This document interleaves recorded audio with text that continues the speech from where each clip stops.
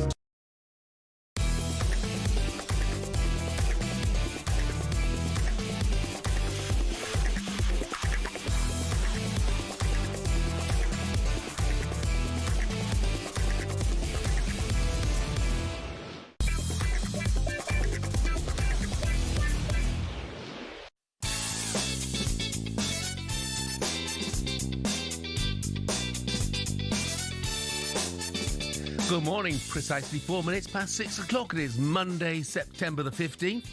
This is talkSPORT Breakfast with Arnold Clark. Get the UK's best used car deals guaranteed. I'm Jeff Stelling. I'm delighted to say between now and 10 o'clock we're joined live from Glasgow from Ally McCoist. Morning, Coisty. Jeff, a very good morning to you, mate. How are you? Yeah, I'm fine, thanks, mate. And you? I'm well, mate. Well, good weekend, mate. Thoroughly enjoyed it. And then I've got a really busy week, as you probably know. I told you last week off of my European travels, which I'm looking forward to. Just run us through your destinations again. Glasgow today. Glasgow today, mate. Bilbao tonight. Watching the Arsenal game tomorrow. Tuesday, which I'm looking forward to very much. Into Liverpool for Atletico Madrid on Wednesday. Interview. I've got a sit-down with Arne Slot on Thursday morning. And then up to Newcastle for Newcastle-Barcelona before heading back down to Liverpool on Saturday for the derby. Brilliant. Right.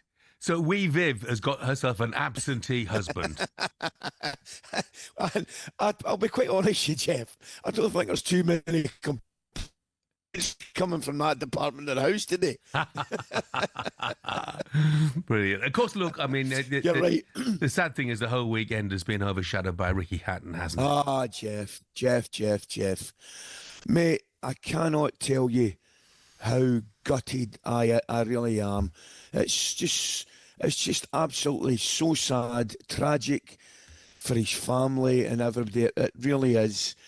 Jeff, I'd met a wee man a good few times. Obviously, he was a regular on Question of Sport, and he was just a really approachable, likeable human being, kind, funny. And I'm do you know that? You know, I was so upset yesterday, Jeff, when I heard the news. I really, really was. It's terrible, terrible news. Yeah. I mean, obviously, we will talk about Ricky a great deal more during the course of the morning. But yesterday was the Manchester derby, where the whole city paid tribute to one of their favourite sportsmen.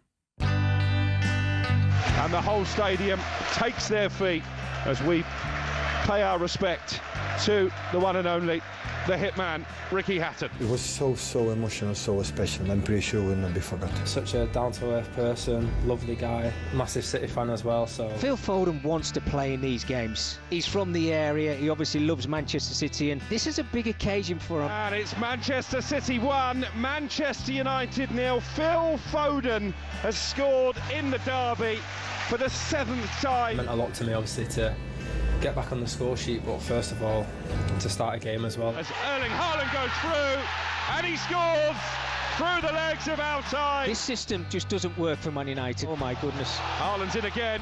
He's raced in behind Harry Maguire, and he's slotted it into the far corner. I don't see the system as you guys see the system, so I will try to do my thing. Tell you what, it's going to be a great game at Arsenal next weekend. 3-0 City. See the faces of our fans after the game, how happy they were, and you forget a little bit the tough moments. The man who went from a humble carpet fitter to world championship winning boxer, and will be sadly missed in these parts. I made sure that I tried my best for him today. I really want to get the win for him and his family, so from everyone here at the club, our heart goes out for him. City supporters, well, and United fans, the whole of Manchester paying tribute to Ricky Hatton. And we will do so at much, much greater length during the course of the programme. Let's touch on the game, though. We'll talk United a lot as well during the course of the morning. So let's start with City. How encouraged should their fans be by the fact that there was more spark than we've seen in some games this season from the likes of Haaland and Doku and Phil Foden? Correct.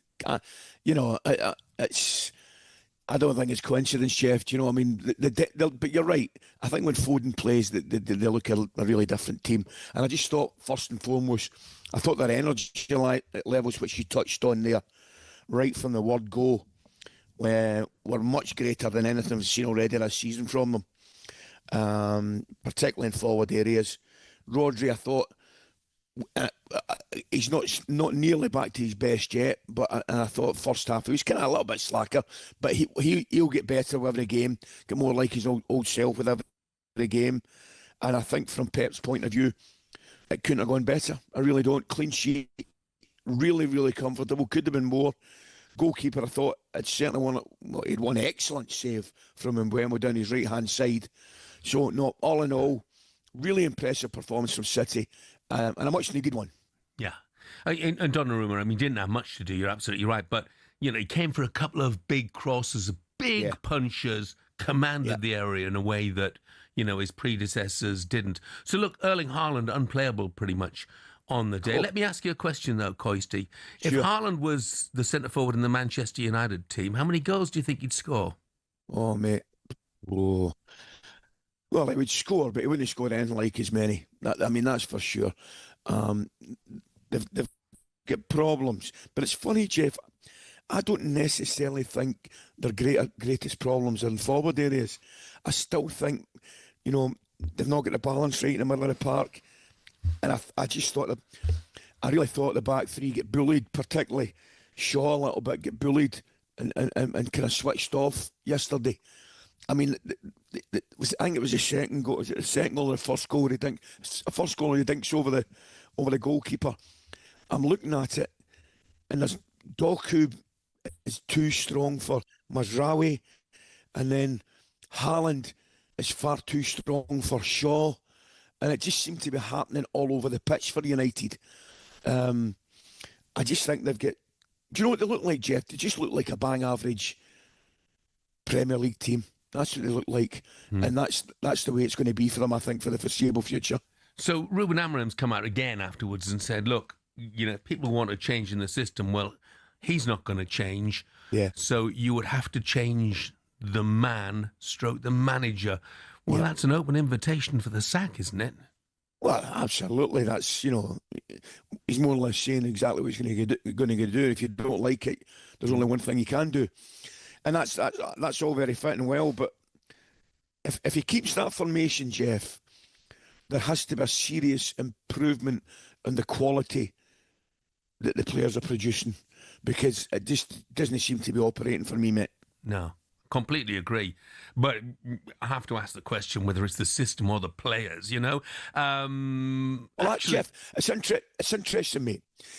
I was at the Arsenal on Saturday, and we had a wee chat with Ange before the game.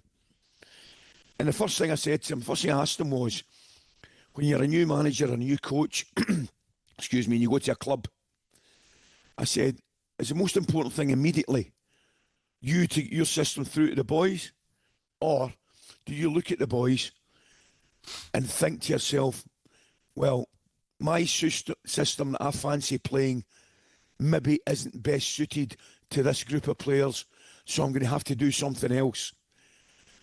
And he more or less said, in an ideal world, he'd love to play his own way and his own style and his own formation, but at that particular time, needs must. And I still think that's the case for United. Yeah. Well, is that system to blame? Here's what happened when talkSPORT's chief football correspondent, Alex Crook, asked Ruben Amorim precisely that question. The system is not the problem, and you are here and you saw Manchester United playing with different systems, most of them 4-3-3, and was more or less the same result. So again, I will try to do my best in the way I see the game. I don't see the system as you guys see the system, so I will try to do my thing. But just the last one, Bruno Fernandes in particular seemed a little bit wasted so deep in midfield. I don't agree. I don't agree because in front has Ahmad, has also Brian. You have Sesko, and then Ahmad go to the side. We could have Cunha. We could have Mason. So I don't agree with that. And look, people will point to the system and repeatedly point to the system, but it worked in Portugal, Coisty, and by the way, not just in Portugal. I think games that you've been at as well, when they walloped, it was Manchester City, wasn't it? That was the system then. Listen, Jeff, of course.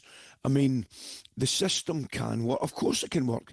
And when it does work, it's a very, very good system. So it's quite simple. I think it's pretty straightforward. Either the players aren't good enough to adapt to that system, or effectively the players aren't good enough, full stop. Because if you want to play that system, you have to get a far better level of consistency within that system. That's the problem. Yes, you are 100% correct. They have at times played that system and played it very, very well. But they are not doing that nearly consistently enough. So, problem. Yeah, I mean, I looked through that Manchester United side, the performances. I thought that Brian Mbeumo was the only little ray of hope, to be honest. The only one who seemed to back himself and have any belief whatsoever. Yeah, so are any of you still backing Ruben Amorim? Is he right to stick to his system? Is it the players are letting him down? 03717 223344 is the number. Please give us a call.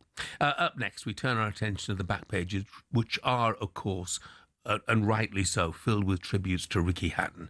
If you want to pay your tribute to him, you know the number to call.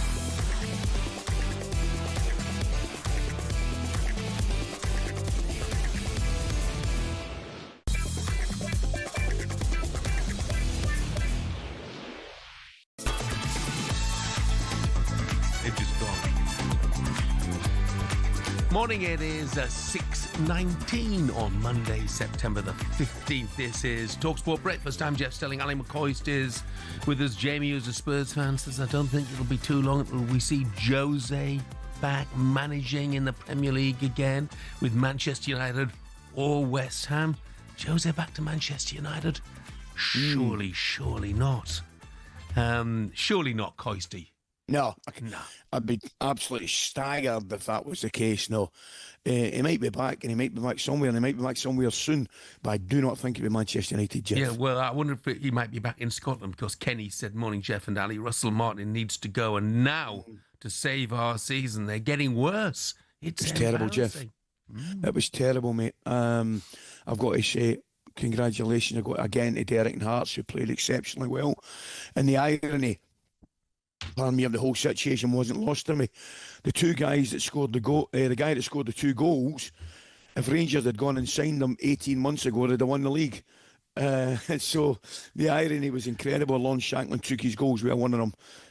The only thing I would say as well, Jeff, it's worth mentioning, and believe me, it is not an excuse, because Rangers were diabolical and Hearts thoroughly deserved it. But some of the refereeing decisions and VAR at the weekend north of the border, oh my goodness, appalling.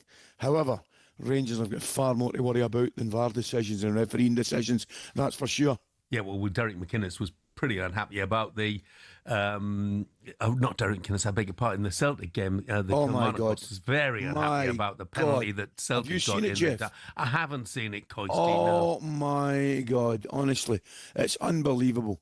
And to be fair, Lon Shanklin has a handball, which I'll send you in the build-up of the goal. Anyway, absolutely ridiculous refereeing and VAR decisions north of the border. But take nothing away from that, Rangers, massive problems, Jeff, and well done to Hearts. Absolutely, yeah. And it's great to see. Every neutral will be delighted to see Hearts up there. Okay, time for a look at today's back pages with Tesco Mobile for Business. The Back Page Review on talkSPORT with Tesco Mobile for Business. Got a side hustle baking bread? Improve your take-home dough with business phone bills for up to 40% less than the big three networks. For verification, see tescomobile.com/business. I'm looking refreshed from a holiday. Olivia is back with us. Morning, Olivia. Good morning, Olivia. Morning, Jeff. Morning, Ali. Obviously, today there is one story dominating the back pages, and the desperately sad news of Ricky Hatton. But there are some lovely tributes. There are, and I mean, just go through some of the back pages now. Just there was only one Ricky Hatton. I feel like that's just the simplest but best way. That's the back of the Eye, and then we have the back of the Mirror. That's for you, Ricky Foden dedicates Derby demolition to memory of boxing legend. And like I say, journalists from all over have been paying tribute. I like this from Jeremy Cross in the back of the Daily Express. Said, a true people's champion, the hitman punched through barriers of class and social standing to conquer the world. He came from nothing and achieved everything he ever dreamt of. He leaves behind a remarkable life of greatness achieved against the odds, one which cemented his standing as one of the true sporting icons. And I think the man is the important thing here. You know, He was a brilliant boxer, but the man. And I think this one, I really like this. The back page of the Times is just a black and white image of a young Ricky Hatton staring up into the light. He's in the boxing ring. But Rick Broadbent has written a lovely piece, you know, and the headline reads, Hatton up there with Bruno as Britain's best loved boxer. Ali, would you agree with that? Yes, yeah, absolutely. I don't think there's any doubt. You know, obviously two completely different characters, but I just think, you know, I'd go back to Henry Cooper as well. I mean, obviously, maybe before your time, but I would suggest Olivia, but Jeff will remember. You talk about guys that the public could relate to and fall in love with and see themselves as. Those three guys in particular, for me, Jeff, I just thought grabbed our country's, you know, imagination and love. I mean, you think about it. Ricky Hatton, Olivia, took the best part of the reckoning between 25 and 30,000 fans over to America in 2007, I think it was, to see his fight with Mayweather. That's absolutely unbelievable. But when you look at that, it just tells you the effect that he had on people and the love that people had for him. It's just so sad. I think, you know, I'd spoken to Ricky, but I wouldn't pretend to know him in any way, shape or form. But the one thing for sure is that people related to him. I mean, he was a boxing superstar, but he was the people's superstar, correct, if you like, correct, because he, outside of the boxing ring, he's just an ordinary bloke, you know? It's exactly what he was. Just a working class lad living his dream and took all his fans with him on the journey. And what a journey it was. It was a phenomenal journey. You think of some of the guys he's fight. Obviously, his number one fight for me when he beat the Australian Costa Zoo. I can remember that as well. But he had a couple of unbelievable fights against Mayweather and Pacquiao, Manny Pacquiao. Fought the best, was the best, and it's just tragic. Yeah, it's desperately sad, and I think, like you say there, we don't really get that anymore, Jeff. I feel like with top level athletes, you know, and for whatever reason, you might not have that connection with them. You can't necessarily get too close to them. But I spoke on Early Breakfast about the time that I met him. He wouldn't have had a clue who I was, and he spent time at the end of the Chris Eubank Conor Benn fight to just talk to me, and I was like, but not even that. He just spent the whole evening going around just chatting to different people, and like I said, just don't think you get that anymore. And, you know, he was one of the best for that reason. And obviously Manchester City, I mean, how fitting that it was the Manchester derby yesterday, and how he would have absolutely loved the outcome of that.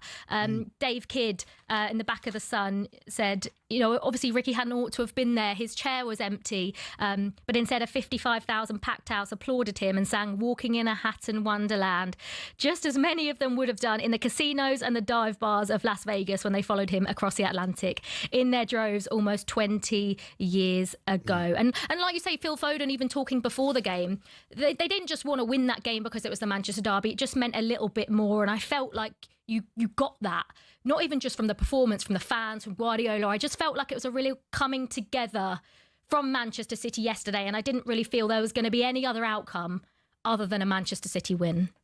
No, I think you're probably right. I think it's very important to point out it was a coming together of Manchester as well before the game, you know, and respect, total respect and understandable and well-earned and deserved respect for Ricky. But I take your point. I think City started the game, you know, as if clearly they had a point to prove in terms of winning the 3 points, but the level of performance and the way they performed, it looked really emotional, understandably, before the game. A lot of the City fans and United fans, as I say, but even Pep and some of the players, it looked very, very emotional, which I totally understand. But City just took it to a different level yesterday, and it was nice to hear Phil Foden after the game, pay his respects and say, that particular result and that performance was in Ricky's memory. Yeah, and you're right, Olivia. You said it beforehand as well, and rightly so. Andy Burnham, the mayor of Manchester, has said that the city of Manchester, will pay its own tribute to who was not just one of their greatest sporting sons, but definitely one of their favourite sporting sons in every respect. If he's up there in heaven now, he'll be buying a beer for absolutely everyone. He would be. Because that's what he's like. Yeah. Thank you, Olivia. And that was a look at today's back page of the Tesco Mobile for Business. The Back Page Review on talkSPORT with Tesco Mobile for Business. Got a side hustle baking bread? Improve your take-home dough with business phone bills for up to 40% less than the big three networks. For verification, see tescomobile.com/business.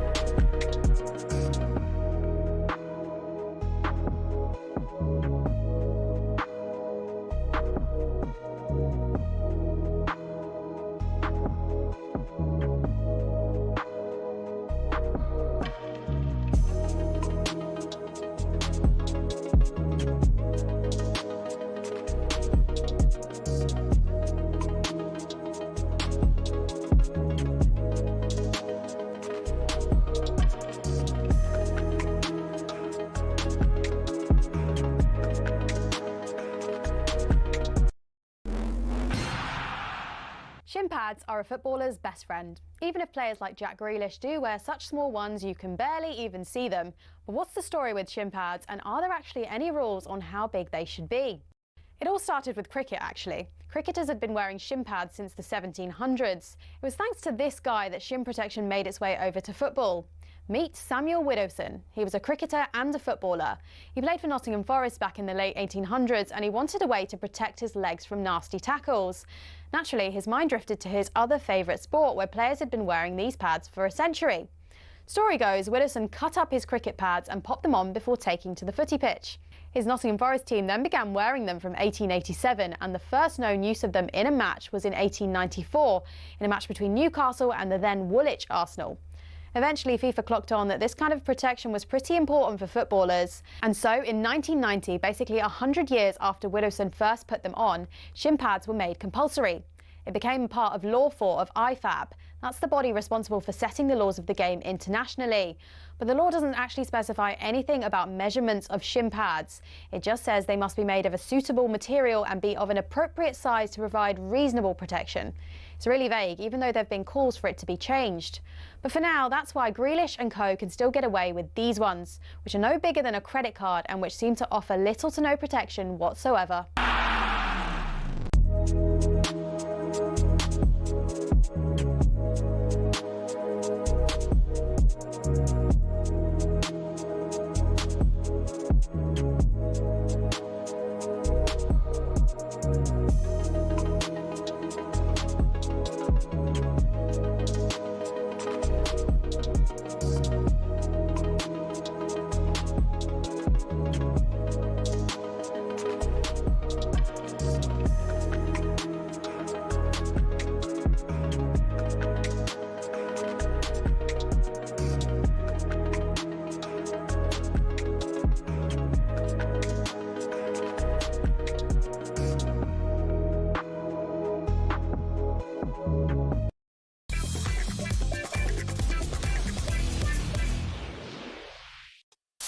Durham's derbies on talkSPORT with Village Hotels. 34 winning locations across the UK with everything under one roof. Book now at villagehotels.com. Good morning, this is talkSPORT Breakfast with me, Jeff Stelling Ally McCoist, and Arnold Clark gets £750 off any used electric car or home charger. Just before we move on to that Manchester derby, I just got a message that I want to read out. It's from Josh Austin. It says, morning Jeff, morning Ali. Over the weekend we not only lost the legend of Ricky Hatton, but on Saturday one of our players at AFC Bamba sadly passed away at the age of just 25 after a battle with sepsis. His name was Jordan Thomas, aka JT. The Lancashire Sunday Football League have been paying tribute to him. He also played for Buckshaw FC. And I mean, just desperately sad at the age of 25, Jordan Thomas, and obviously we wish his family well, because that's a desperate blow, isn't it? Horrendous. Back to football. Just before we move on, it's not just Manchester United who've got problems, by the way. Jim, regular contributor. Morning, Jim. Jim, the West Ham fan. Listen to this. Things are really bad. I know where we're going here, Jeff. Coisty, things are so bad when Jim says, I'm really coming to an end and can see me giving up following West Ham altogether. It's become such a chore to get to that stadium, watch that football being served up by a manager who hasn't got a clue. The ground has killed this club, and it's all down to the board. And to top it off, and I won't mention the brand's name, they've signed an exclusive beer deal at the London Stadium to serve only one beer. And Jim doesn't like that particular beer, shall we put it that way. Away games are the only way I'm going to show any interest in my club going forward. I feel for you, Jim. I do feel Me too, mate. Now then, talkSPORT's very own Harry Durham was in Manchester yesterday. Let's take a listen to how that sounded in partnership with Village Hotels. How special is it to beat Manchester United on Derby Day? Fantastic. We're used to it. Phil Foden, first goal since January in the Premier League. Good to have him back in it. Oh, tremendous. One of our own, isn't he? He's a legend. Yeah, we just need him to kick on now, play a bit more. Since De Bruyne's gone, he needs to step up and make a bit more mark of himself. He's got the ability. Let's see if he does it. I cannot explain how good it feels. I didn't expect it today. I didn't. I'm a big blue, honestly. But I thought United played well today, I did. And I thought we just snuffed them out. We went forward, we scored goals, and yeah, loved it. I think we need to get Rodri fit again. Great player. Liverpool, they're going to take some pegging back. That fellow who thought United played well, I know, he was the only one who thought that, I think. I think that was a token of kindness, actually, wasn't it? Yeah. Look, we'll discuss during the course of the morning whether it was City being back to their brilliant best or just the fact that United were pretty poor, or a combination of both. And that was thanks to Village Hotels. Durham's derbies on talkSPORT with Village Hotels. 34 winning locations across the UK with everything under one roof. Book now at villagehotels.com. I mean, when we're talking about the title race, and you assume that Manchester City are very much in that as well, if we just reflect on one or two of the other games at the weekend, and I don't know about you, Coisty, but Liverpool at Burnley, I thought that was a bit of a concerning performance from Liverpool, because before Hannibal, had that aberration, they huffed and they puffed, but they didn't really ever look like breaking down Burnley. No, they didn't. And if you're going to be brutally honest, Jeff, I don't think they've got going at all yet. It's still very early. They're playing nothing like the side that we saw last year when can play. But they've had victories, and good ones at that. When you think about winning at Newcastle, don't think they played particularly well. They haven't got going, Jeff, which you could actually say could be a bigger worry for the rest of the league, because once you do get playing. But I take your point, and I'm sitting watching it, and I could not believe my eyes. He's just had an absolute brainstorm. But it's effectively cost his team a point, and that would have been a heck of a point for Burnley at home. But Liverpool, not playing well, not playing anything like the potential they can. Another victory, and on they go. Yeah. A lot of encouragement for Burnley in that performance. Yes. I think, no doubt. But I'll tell you what, 10 minutes from the end of that game, I bet Arne Slot's sitting on that bench thinking, or in the dugout thinking, why didn't have Alexander Isak at least on the bench? Because they were going nowhere at the time. And of course, he made I say a big decision, but it was a sensible decision when he hooked Milos Kerkez after just 37 minutes. Here's the manager's explanation.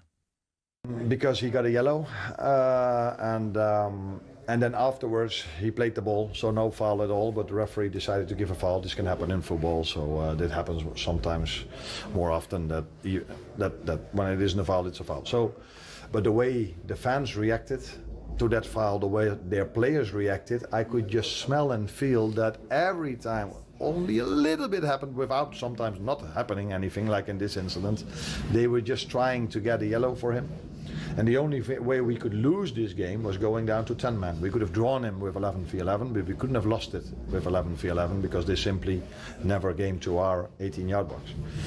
So then it's a risk-reward choice I have to make, and I have a good fullback with Robertson. So then I decided to take Milos off. Well, of course, one of the reasons... Perfect. Of course he had to take him off, but one of the reasons that the crowd, Coisty, were on his back was that appalling, outrageous dive. Well, yeah, absolutely. I mean, if you're going to be brutally honest, he hasn't got going at all. No, he hasn't. And to take it a step further, you could probably say he's been a disappointment. I think, Jeff, I think he's a good player. Had a terrific season at Bournemouth, but he's certainly taking a little bit longer to adapt to his surroundings and playing for Liverpool than a lot of people, including myself, thought. Yeah. But that said, how good and how refreshing was that to listen to Arne Slot? Absolutely summed the whole thing up perfectly. Didn't want to take a chance. Every chance the lad could have get sent off. And in particular, the decisions made a whole lot easier for you when you're bringing on somebody of the quality of Robertson as a replacement. No-brainer. And just, I think, wonderfully explained by the manager. Very quick word on a couple of the other games. Chelsea drew at Brentford. Why did Enzo Maresca leave Palmer, James, Cucurella and so forth on the bench? That's a strange one, isn't it? That baffles me. I actually watched the extended highlights of that game. That was a good game. And obviously, Brentford's getting the late equaliser at the back post with a long throw. But that is a decision. I just think sometimes, and I'm guessing you might agree with me, I think sometimes managers just try to be a little bit too clever and leaving players out and, taking a rest with players. I think the first thing you've got to do, you've got to win games. Now, I got asked the question, Jeff, at the weekend about Arteta leaving Rice out. And I said, my opening statement was, well, if it was a massive game starting tomorrow, Rice would play. I would have missed one game. And to be fair, they came back at me and said, it's today not a must-win game. And I said, it is, of course it is, they all are. But I was trying to make the point that was the kind of game that Arteta felt he could maybe give a rest to one of his key players. right? I don't think in any way, it's not a show a lack of respect to the opposition, but he just feels that is a game in history, and when it's looking at his squad, that he can handle losing one of his big players. And as it happened, it worked out perfectly for him. But it's a gamble. Yeah. You talk about, we'll stick with that game, you talk about managerial decisions. And look, this is a game that I only saw the highlights of. I saw all of the Chelsea-Brentford game. I only saw the highlights of this game. Yeah. But I have to ask a question of Ange Postecoglou. Forest are 2-0 down, chasing the game, and you take off Chris Wood and Callum Hudson-Odoi, who are your two goal threats, effectively, and Morgan Gibbs-White soon after. Now, I can completely accept that they may not have been having their best games, but if you really want to get back into that game, are you really taking that trio off? I take your point totally. I would back it up by saying he could have taken any of them off, Jeff. They were disappointing for us. They really, really were. I thought they had one of the best players in the park, again, in Elliot Anderson. But in forward areas, Gibbs-White, Hudson-Odoi, Wood and Doy on the right-hand side, all struggled, mate. They all struggled. They obviously got an injury to change things around a little bit. But I do take your point, but he could have taken MD off, mate. And I think, see if I was going to be honest with you, I'm looking at that game and I'm thinking to myself, the one thing they don't want to get is a 5 or a 6. And there was a wee period during the game I thought it could have been heading that way. But if you're going to go and win the game, you've got to replace your forward players with at least an equal threat. I take your point. He didn't do that. However, they were well and soundly beaten at the weekend. Yeah, absolutely. A very difficult start on paper for Ange, which turned out to be a very difficult start on the pitch as well. 6:44, still to come on breakfast. Superstar Breakfast preview on talkSPORT with Travis Perkins. Download the new improved app to easily manage your accounts and quotes.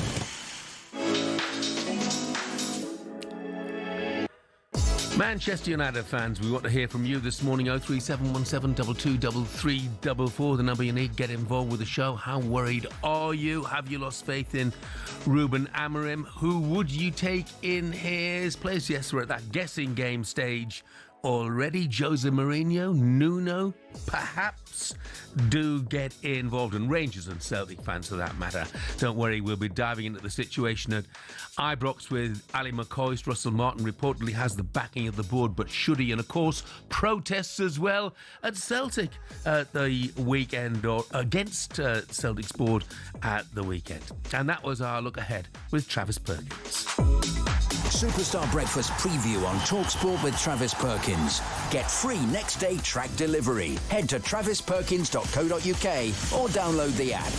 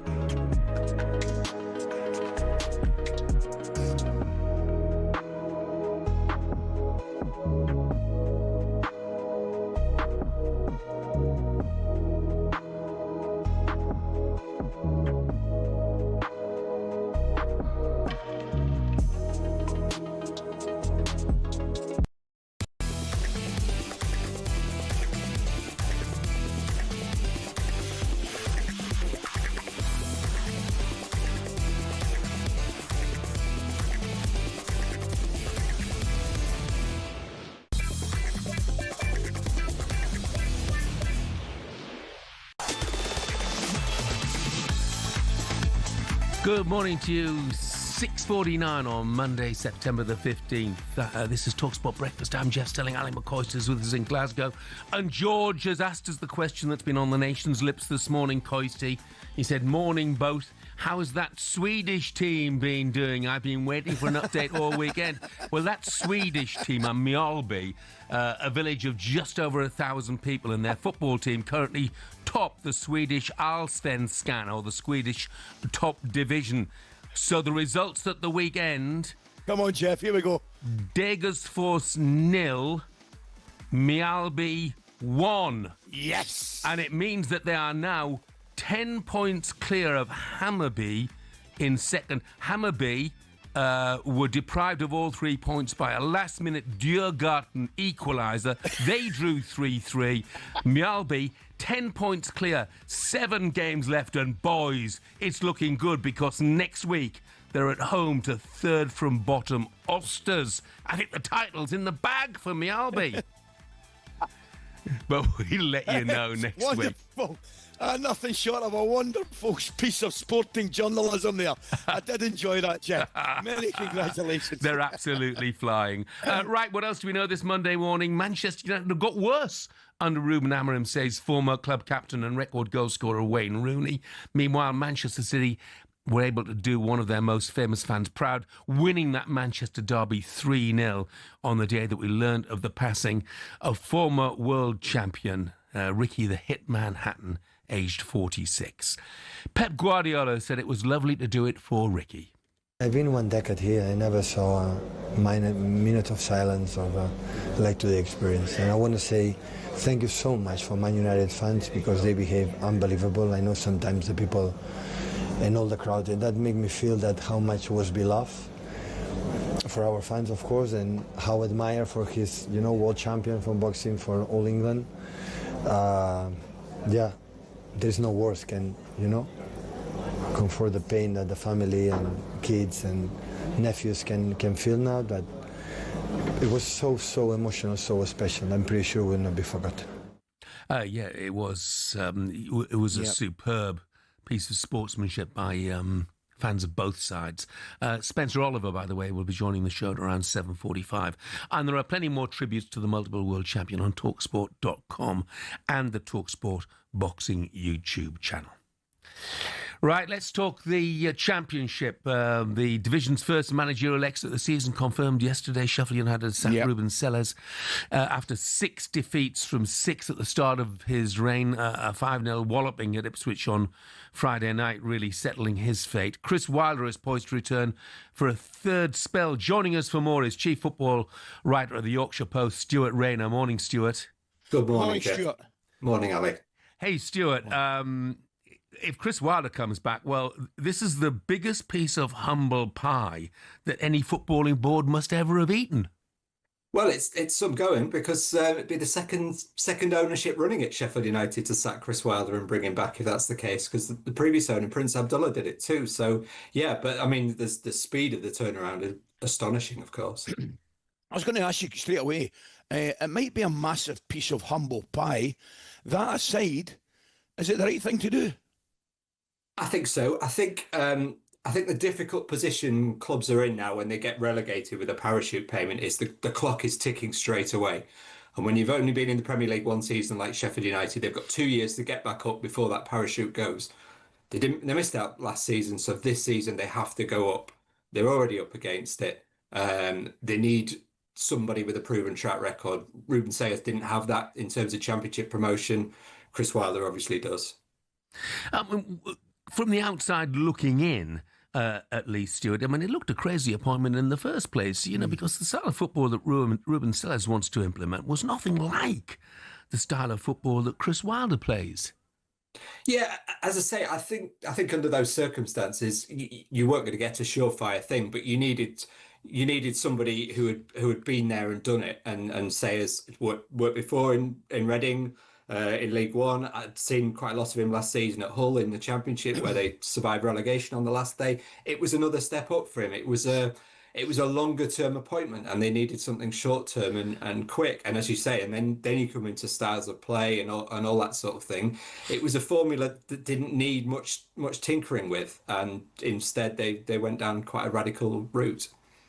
I'm looking at the league table at the moment, and I'm probably as guilty of it as ever this year. I'm saying, yeah, they're down at the bottom of the league there, but it's only a matter of time before they start picking up this, that, and the next thing. But that said, how concerning is it? And I'm guessing they're going to have to start picking up points very, very soon. Yeah, well, I started doing the maths on it yesterday, and if they were to get 2 points a win, 2 points a game from here on in, which is what they did last season, that only takes them to 82, and that once in this century has 82 points been enough to get you automatic promotion. So then you're looking at the playoffs. Sheffield United got a terrible record in the playoffs. You don't want to be relying on that in this season, where, as I say, they should be. It should all be about going up. Well, look, Stuart, whether it's Chrissy Wilder or somebody else coming in, one of the issues that I see is that, you know, they've sold some key players, obviously. You know, Vinny Sousa left, Ahmed Hodzic left, Kiefer Moura's gone, and they brought in a lorry load of other players who may well not suit the style of the manager, the manager who's coming in. It's a real mess, isn't it? Yeah, and not only that, but, you know, 7 of those players who came in the last 7 days of the window. Some of those then went off on international duty straight away. So they're still in the getting to know each other period. So for any manager, I mean, you would imagine for Chris Wilder, first game at home to Charlton Athletic, there's sort of adrenaline and the feel-good factor will carry them through. But in the longer term, these lads still need to get to know each other, and he'll need to get to know who the best partnerships are, you know, what the best formation to go with this squad is. Yeah, Stuart, wonderful city, Jeff. Wonderful footballing city. Dear me, Stuart, 1 point from 10 games for the two teams. I was just going to say that, Kirsty. Oh, dear me, Stuart, how depressing. Well, I mean, that's what makes it worse for Sheffield United, to not even be the best performing team in Sheffield at the moment, with all the troubles there are at Wednesday. That's just extra salt in the wounds. And yeah, I mean, you know, obviously the problems at Sheffield Wednesday, you've discussed them on this programme many times. They go far deeper than the football side. Yeah, it really needs a lift, change of ownership at Wednesday, and a change of fortunes on the field at United. Stuart, thank you very much indeed. Hard times for football in Sheffield at the moment. Rocker from Catterick Garrison has texted. He says, "Morning, guys. Great show again." He's an unhappy Manchester United fan. Listen out, United fans. Rocker says, "I sometimes wonder if relegation wouldn't be a bad thing for United. Oh, dear. It worked last time in giving us some fight and a new identity that is so lacking with the team today." Manchester United fans, love to hear your views on that. Make sure you are a Manchester United fan if you send us a view, by the way, because I know what's coming from elsewhere. And Andy has texted in and said, "Morning, lads. Jeff, are you sticking with your predictions of Manchester United to finish top 4 and Bournemouth to be relegated?" We have to go to a break, Andy. Well, of course I'm not. You know, look, there's a long way to go yet. I'm certainly going to change both of them. I'm gonna live on the glory of predicting Liverpool will win the league last season for as long as humanly possible. So you should. And I predicted they win it again this season, and where are they now? So, but you can't get everything right, as I have proved so emphatically with those predictions. 6:58 coming up. We turn our attention back to the Manchester derby yesterday. The back pages are calling United a chaotic embarrassment. We'll discuss that next.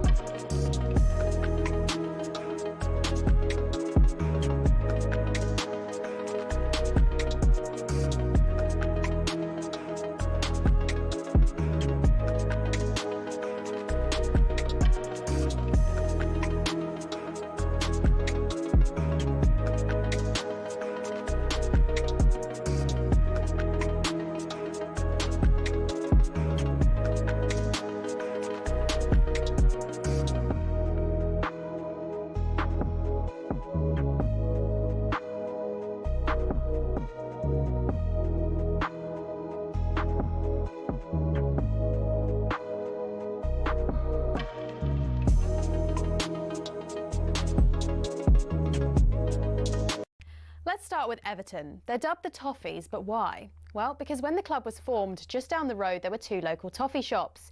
Ye Ancient Everton Toffee House and Mother Noblet's Toffee Shop were big fan favourites. Next, they say if you can't beat 'em, join 'em, and that's exactly what Ipswich Town did when it came to their nickname. The term Tractor Boys used to be chanted by their opponents as a way of putting the team down for their farming background. But during one game back in the late 90s, Ipswich were 1-0 up and they decided to flip the script. 1-0 to the Tractor Boys, they sang, and a new nickname was born. Let's head to Leicester, famous for more than just a red, well, orangey cheese and Jamie Vardy. Leicestershire's also the birthplace of fox hunting, hence the Foxes. Next up, turns out apples are not the only fruit that don't fall far from the tree. Bournemouth's nickname, the Cherries, comes from the fact the club's stadium was originally built right next to a bunch of cherry orchards. This next story actually involves two club nicknames. It started with Crystal Palace. They were having an absolute nightmare run back in the early 70s. They'd been relegated after a terrible spell and manager Malcolm Allison decided enough was enough. He wanted a new nickname, something strong, fast and destined for success. Something exactly like an eagle. But there's more to this one. Brighton were in search of a nickname too, and Palace finally gave them what they needed. In a heated match between the two back in 1976, Palace fans began chanting, "Eagles, Eagles," and some clever Brighton fans came up with the perfect reply, "Seagulls, Seagulls." Not all club nicknames have a crazy story though. Take the Gunners. That just comes from the fact a group of munitions workers in the Royal Arsenal factory in Woolwich set up the club in 1886. On the flip side, some nicknames seem simple, but there's a bit more to them, like West Ham. The Hammers is actually nothing to do with the ham part of the name. It comes from the fact the club used to be called Thames Ironworks FC and was made up of workmen and shipbuilders. So next time the away end's chanting their crazy nickname, you'll now know exactly where it came from.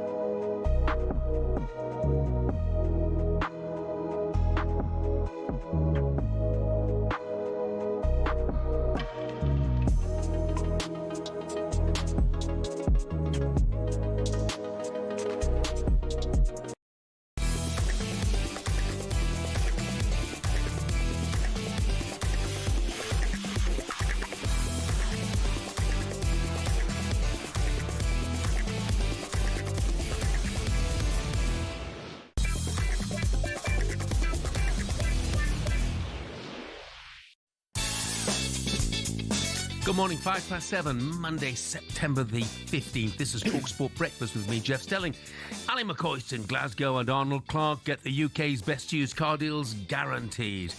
Well, it was another shocking Manchester United performance, wasn't it? This time in the derby away at City. Manager Ruben Amorim, who's under huge pressure, spoke with talkSPORT's Alex Crook after the game and summed up his team's performance. Really disappointed when you lose 3-0 against City. If you look at the moments of the game, the 3 goals, we can avoid it. First goal, the lack of aggressivity, and the Doku made the play. Second goal, we were playing better when we start the second half, and then one throw-in, 1 against 1, Lenny going from outside, not inside. These small deals will make the difference. We try to open the game with a goal, great save from Brian that could open the game and help us a little bit. And then the third goal is a confusion in the middle of the park, and then Alan has the space to run. So I think the moments of the game was we could avoid. You've obviously played the same system since you came in.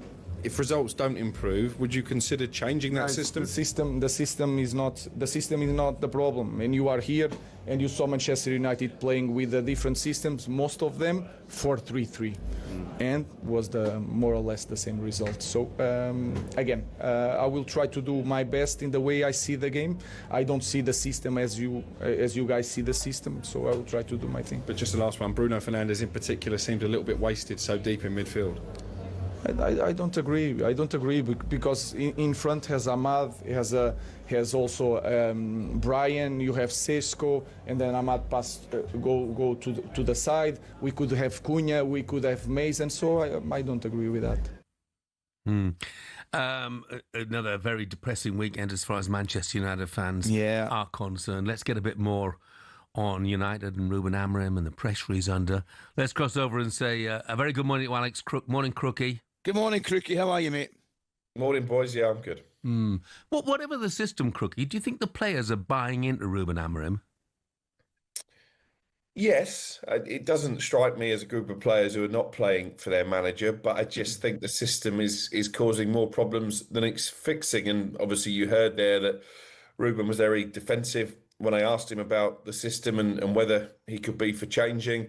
Gary Neville led the same debate on Sky. It was the main talking point in the written press conference as well. We can't all be wrong, can we, that Bruno Fernandes is not being played to his full capability as a deep-lying midfielder. I think Amad Diallo looks a bit lost out there at the moment as well. He seems to be suffering from a bit of an identity crisis.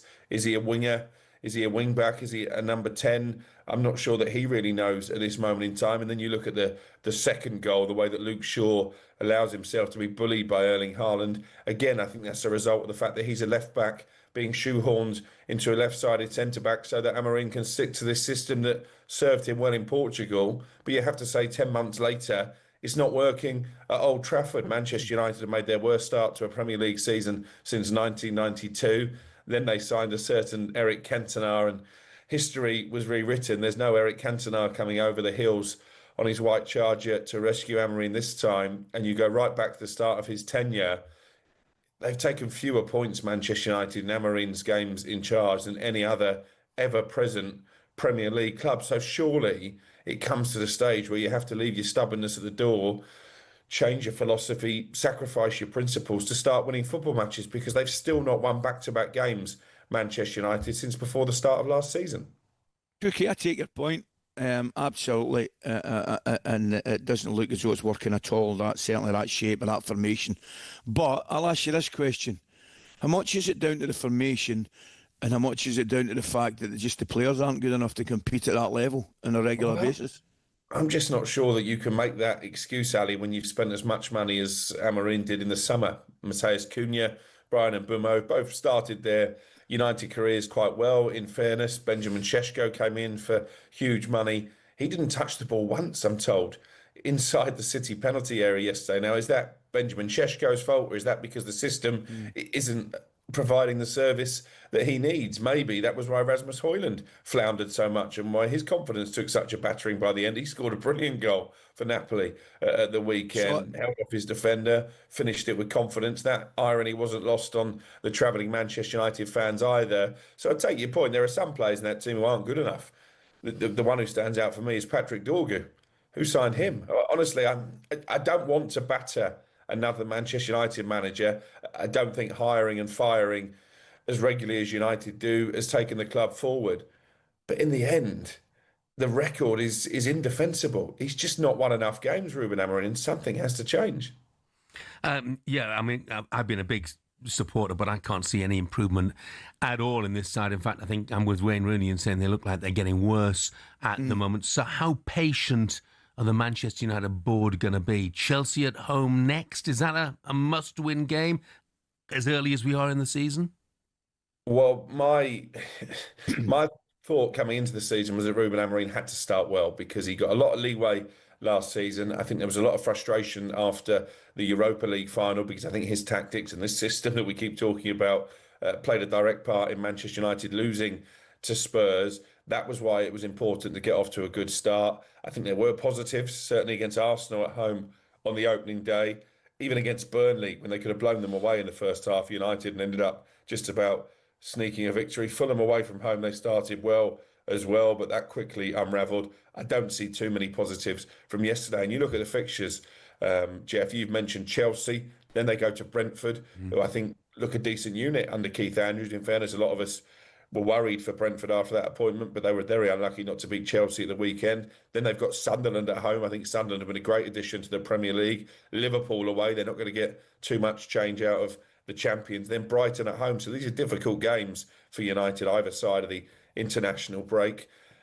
In terms of the board, I asked the question after the Grimsby debacle in the League Cup, are you still behind this manager? The response I got was we're just focusing on the next game, which I guess you can take two ways.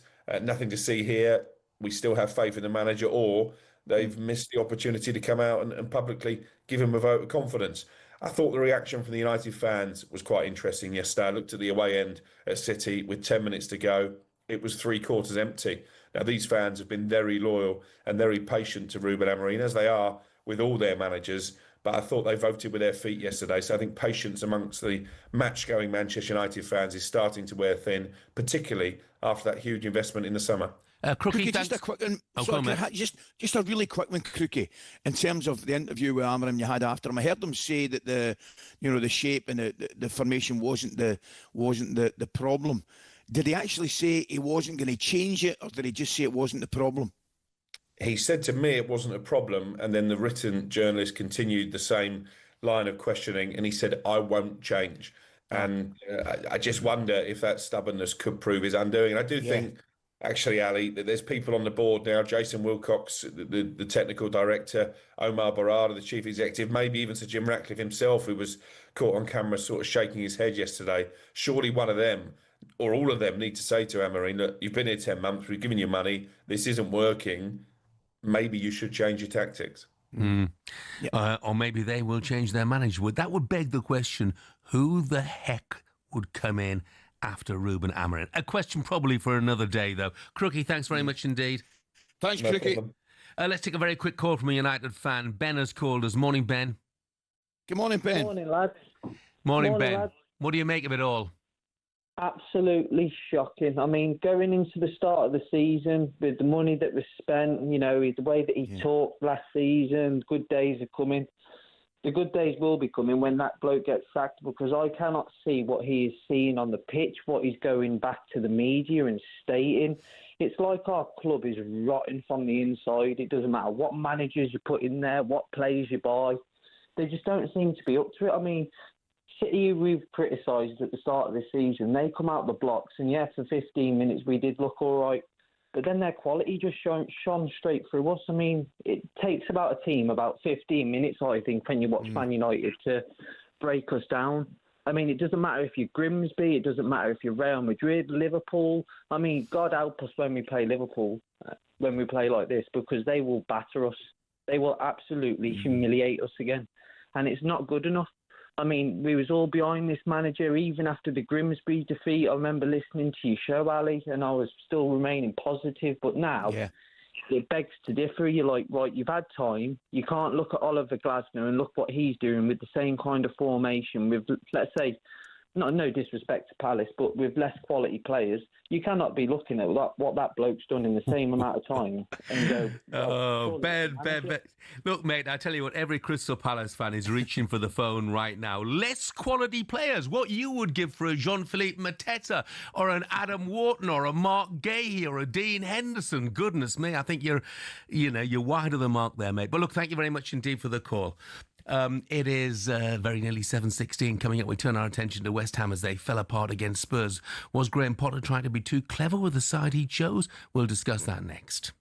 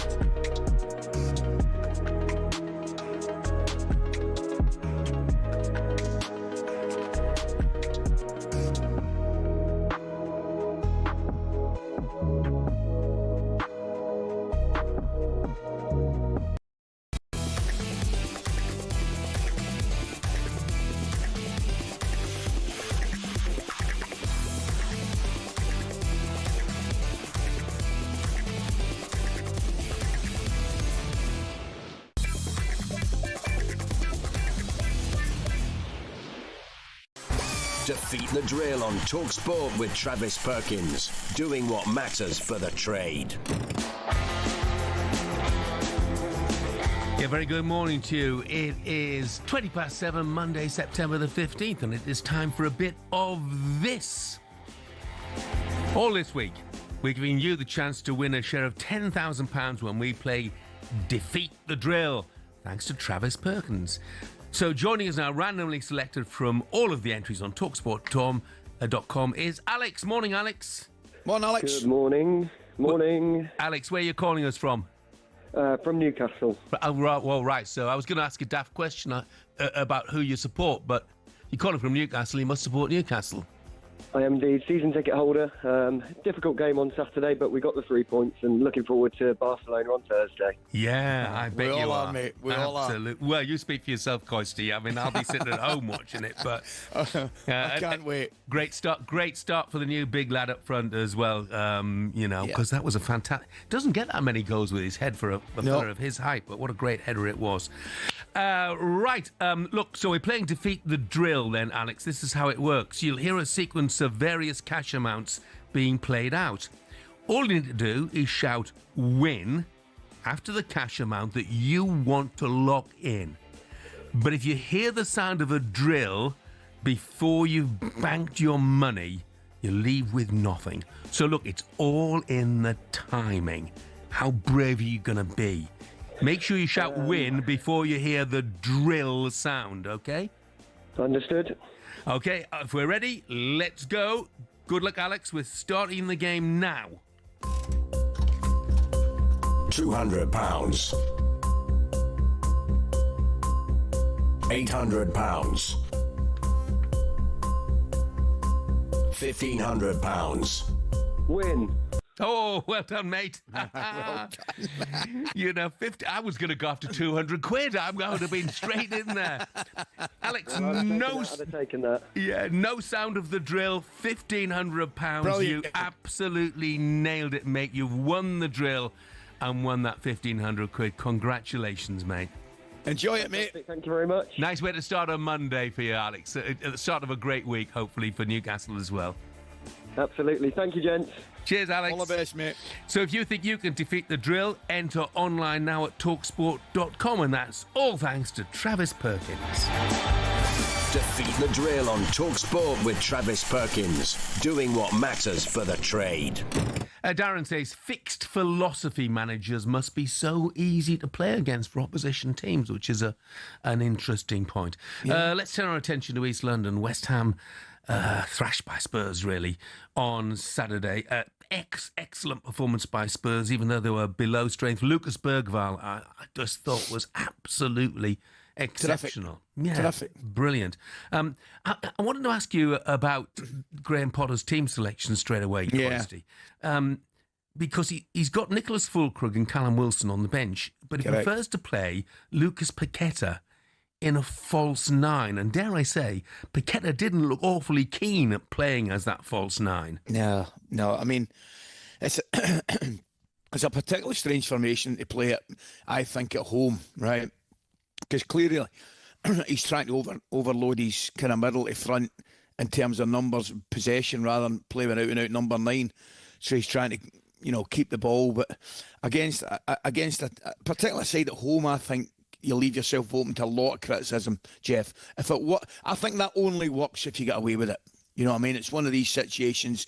You don't win that game, you lose that game. In fact, you get a bit of a going over in the game. The sending off of Souček clearly didn't help. That goes without saying. But I don't think anybody could deny that Tottenham were a better side. And then you're open to severe criticism. I mean, at least if you play somebody like Fulkrug in particular and or Callum Wilson, you got to get the ball into the box, right? Because they're centre forwards that need to attack things and get deliveries into the box. When you run the risk of playing Lucas Paqueta in a false nine, there's no real. You'll get boys in wide areas who'll look up and there's nothing in the box. So it completely changes your outlook in the game and the way you play the game. It's not. I mean, you're talking to the next centre forward here, so I don't like it in the first place. But I certainly don't like it at home, Jeff. No, I agree. And you look, they've lost every game this season, bar Forest, where they scored 3 times in the last 10 minutes. You thought I might have been tempted to, give the side that finished that game so impressively another chance. Do you think he was pointing the finger at the board afterwards, Coisty, when he said Chelsea and Tottenham have both competed in the Champions League and they have the resources to build squads at a high level? But there's nothing new there, Jeff. He can have a go at effectively, who he likes. But the fact of the matter is, clubs that are competing at the top level of European competition absolutely require squads of 19 and 20 players. That's the way it is. West Ham, unless I've got it wrong, and the West Ham, Jim will be on to tell me if I've got it wrong, I don't think they've ever, in recent times, had a squad of 18, 19, 20 where you could go, well, he's going to give him a rest, he can leave him out for that particular game. West Ham aren't one of those clubs that can or are doing that. So there's nothing new there for me, Jeff. Yeah. I mean, the other thing that strikes me is, they've brought in a new goalkeeper, they've got Kilman at centre-half, they've brought in Todibo, they've got new full-backs. And they can't defend a set play for love nor money. No, I know. Balls into the box are clearly a problem from. I'm concerned about West Ham. I mean, you see the Forest result aside, you could look at that and say it was a brilliant time to play Forest with all the upheaval and kind of off-the-field activities, if you like, when at that particular time and the owner. So you could maybe argue that was a good time to play them. Their form so far this season, that game aside, Jeff, West Ham would be really, really concerning, mate. Well, and if they're concerned now, you have to think there could be more concern after the next 3 fixtures, which are Crystal Palace at home, and Palace having a heck of a good season, Everton and David Moyes away from home, and then Arsenal away. Next 3 fixtures, really worrying times. I think if you're a West Ham fan, that is for sure. Guy in Worcester has responded to a tweet I read out earlier on. He said, who was that numpty that said Leeds need to sack Daniel Farker? We held off a well-coached Fulham team and lost to an unlucky own goal. Oh, you're not kidding. You're not did kidding. You see it? It must have been heartbreaking for the Leeds boys. It's one of these ones, Jeff. He just sees it later, Goodmanson, and it kind of bounces off his head, and it could go anywhere, but it's just one of those things that flies under the goal. Yeah, I mean, I thought they defended well for long periods. They did. Guy says, I wish people would give the man a break and get behind the team. There were a lot of positives to take from Saturday's game. I don't think you're right, Guy. My concern has been from right at the start of the season, Coisty, I don't know where the goals are coming from. Just don't see where the goals are coming from. And my memory serves me right. I wrote it down after I watched the game. I think Calvert-Lewin had a great chance. Was it a header? I can't remember. But particularly if you're a club like, Leeds and Sunderland, newly promoted clubs, Burnley, going away from home, you've got to take any chances you get, mate. Any chances you get, you've got to be clinical. Yeah, absolutely. We just had Alex on winning 1,500 quid. in our brand new competition, Defeat the Drill, and Ollie has texted in saying that has to be the 1,500 easiest, that has to be the toughest 1,500 quid he'll ever win. Fair play, great ball knowledge. Hey, Ollie, you see, that's how easy it is. So why don't you give it a go yourself? You can enter at talksport.com. Well done to Alex. Ollie, give it a go. Coming up, we'll turn our attention to Rangers and hear from a fan who feels like it couldn't get any worse and that Russell Martin has to go. That's next.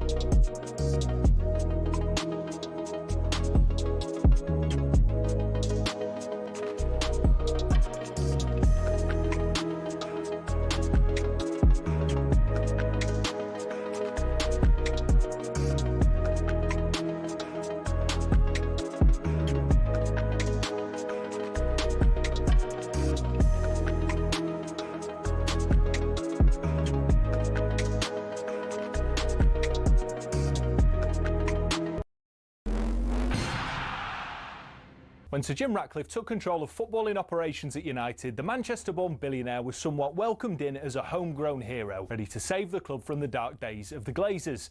But in just 12 months, he became a punchbag for many fans. So what happened? Well, let's take a look and you can decide for yourself. Over the last 3 years, the club lost 300 million quid, and Ratcliffe rightfully committed to sorting that. But what seemed to get fans' backs up is the way he went about it. For example, talkSPORT understands staff lunch options at the Carrington canteen have been reduced to just soup and sandwiches, which the higher-ups at the club say will save them 1 million quid a year. Now, that might make sense for many who don't get free meals at work themselves, but it does get a little bit more picky than that. It was reported that after staff brought some stationery, they were ordered to send sellotape back because it wasn't considered to be essential. And the reward for being Steward of the Week used to be 50 quid, but that was scrapped and replaced by a paper certificate. But it's not just seemingly stingy decisions. In 2024 alone, Ratcliffe oversaw 250 redundancies, and more were announced at the beginning of 2025. Now, while there are people who acknowledge United staff numbers are overinflated, it's the optics which aren't great. Add to the mix the introduction of a flat ticket price of 66 quid for every fan, even children, while Casemiro's on 350 grand a week, and the frustration of fans reached fever pitch. Time will tell whether Ratcliffe's cost-cutting measures will improve outcomes at the club, but one thing's for sure, there's a long way to go for United to be back where many say they belong.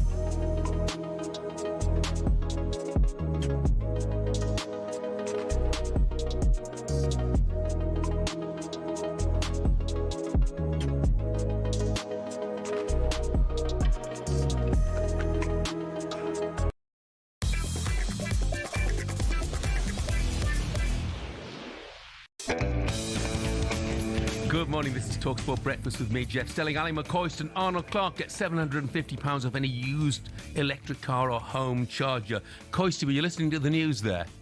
I certainly was, my friend. Right, so Owen Cooper, who's been in the States collecting his Emmy, I think it was, wasn't it? What a great quote. He says, "I was nothing about 3 years ago." He was 12, for goodness sake. I love it. I think he's just making the point that he's a late developer. Yeah. Fantastic. By the way, Ali, because you're up in Glasgow, I haven't mentioned this and it's been remiss of me, but you haven't seen producer Ollie today, have you? I have not. Oh, he's in a bit of a mess. He's not done his back in again, has he? No, he fell off his bike at the weekend. He fell off his bike, yeah. I mean, has he given himself a sore one? He has. He's probably bashed in his face and his eye, and goodness me, he has. And you should see the state of the shopping basket that was on the front. No, but seriously, he is a bit of a mess, mate. He really is. By the way, he's not great at the best of times, so I can only... Yeah. You can only wonder what he's like now. He's on a hat trick now. Bad back, bad bashed up face. What is next? Well, I suppose the third piece of bad luck is he's got to work with us every Monday and I was going to say Tuesday. bad presenters. Right, Nottingham Forest started life under Big Ange with a 3-0 hammering at Arsenal on Saturday. Here's Jamie O'Hara and Jason Cundy debating whether appointing the former Spurs boss will end up being a decision that Forest will regret. I'm not having it. I can't believe they've done it. I think Nottingham Forest have shot themselves in the foot, to be honest. I really do. I think it's a really, really dodgy decision that I'm just not convinced. I know what you mean because of what Nuno did and how stable they were, and everyone knew what they were doing, and they were really good side, really good side. And look, we'll see how it plays out over the coming weeks. What changes he makes. There's not a lot to really change about Forest because defensively they're always well organised. It's about him trying to imprint, keep the best parts of what Nuno was. I don't know what. Right? I don't know what. And add. An attacking style of football is probably what Edu and Marinakis wanted. They weren't particularly impressed with the way Nuno set his teams up to play. It wasn't aesthetically pleasing. From my understanding, is they brought someone in that likes to play on the front foot. Well, there are definitely things that he will change because of Ange's style, that's for sure. He says the players are having to get used to a totally different world in just 7 days. And maybe that's the fear of Forest fans, is that Ange might try and change things too quickly, Coisty. No, but, as I said, having watched and spoken to him at the weekend, you're right, he'll definitely change things. The one thing I would say is, and I don't know whether you agree, Jeff, Forest, you could argue, maybe potentially overachieved last year. Brilliant season. Obviously, European football, FA Cup semi-final. But I'll tell you what they have done.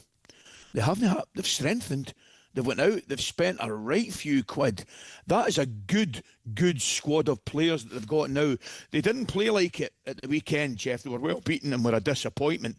But with the players they've brought in, there's plenty to work with at Forest. So, I'm really looking forward to seeing how it goes. Yeah, absolutely. And by the way, just touching on Arsenal, Noni Madueke, goodness me, what signing he's turning out to be. Isn't it brilliant, Jeff? Yeah, do you know what I mean? Because a lot of the Arsenal fans, I'll tell you right now, a lot of them threw the toys right out the pram when he signed. They organised a petition, didn't they? I bet they want their names taken off it now. Well, by the way, what I will say, every one of them, your man and women run about me, were on their feet when he gets substituted, whatever it was, when he came off. Yeah. And I thought, good on you, lad. I thought, brilliant. I thought him and Elliot Anderson, by the way, right, who I think were probably England's, for me, two biggest successes in midweek, or certainly two of their biggest successes. Again, I thought they were two of the best players on the park at the weekend. Brilliant. Yeah, I tell you how else impressed me. The boy at the back, Mosquera, he's come in and he looks like, to the man and born, he looks like he's absolutely perfectly suited. Jeff, I watched it. He came in for Valencia. What was it, 13 million? Yeah. In the grand scheme of things, not a lot of money. Incredible. And now, as you'll know, Coisty, no wins in the opening 5 league games for the first time since 1978. 9 points behind Celtic and Hearts. It's been a horrific start for Rangers. Mal, the Rangers fan, even compared it to a certain sunken ship. And one thing's for sure, it's not working right now.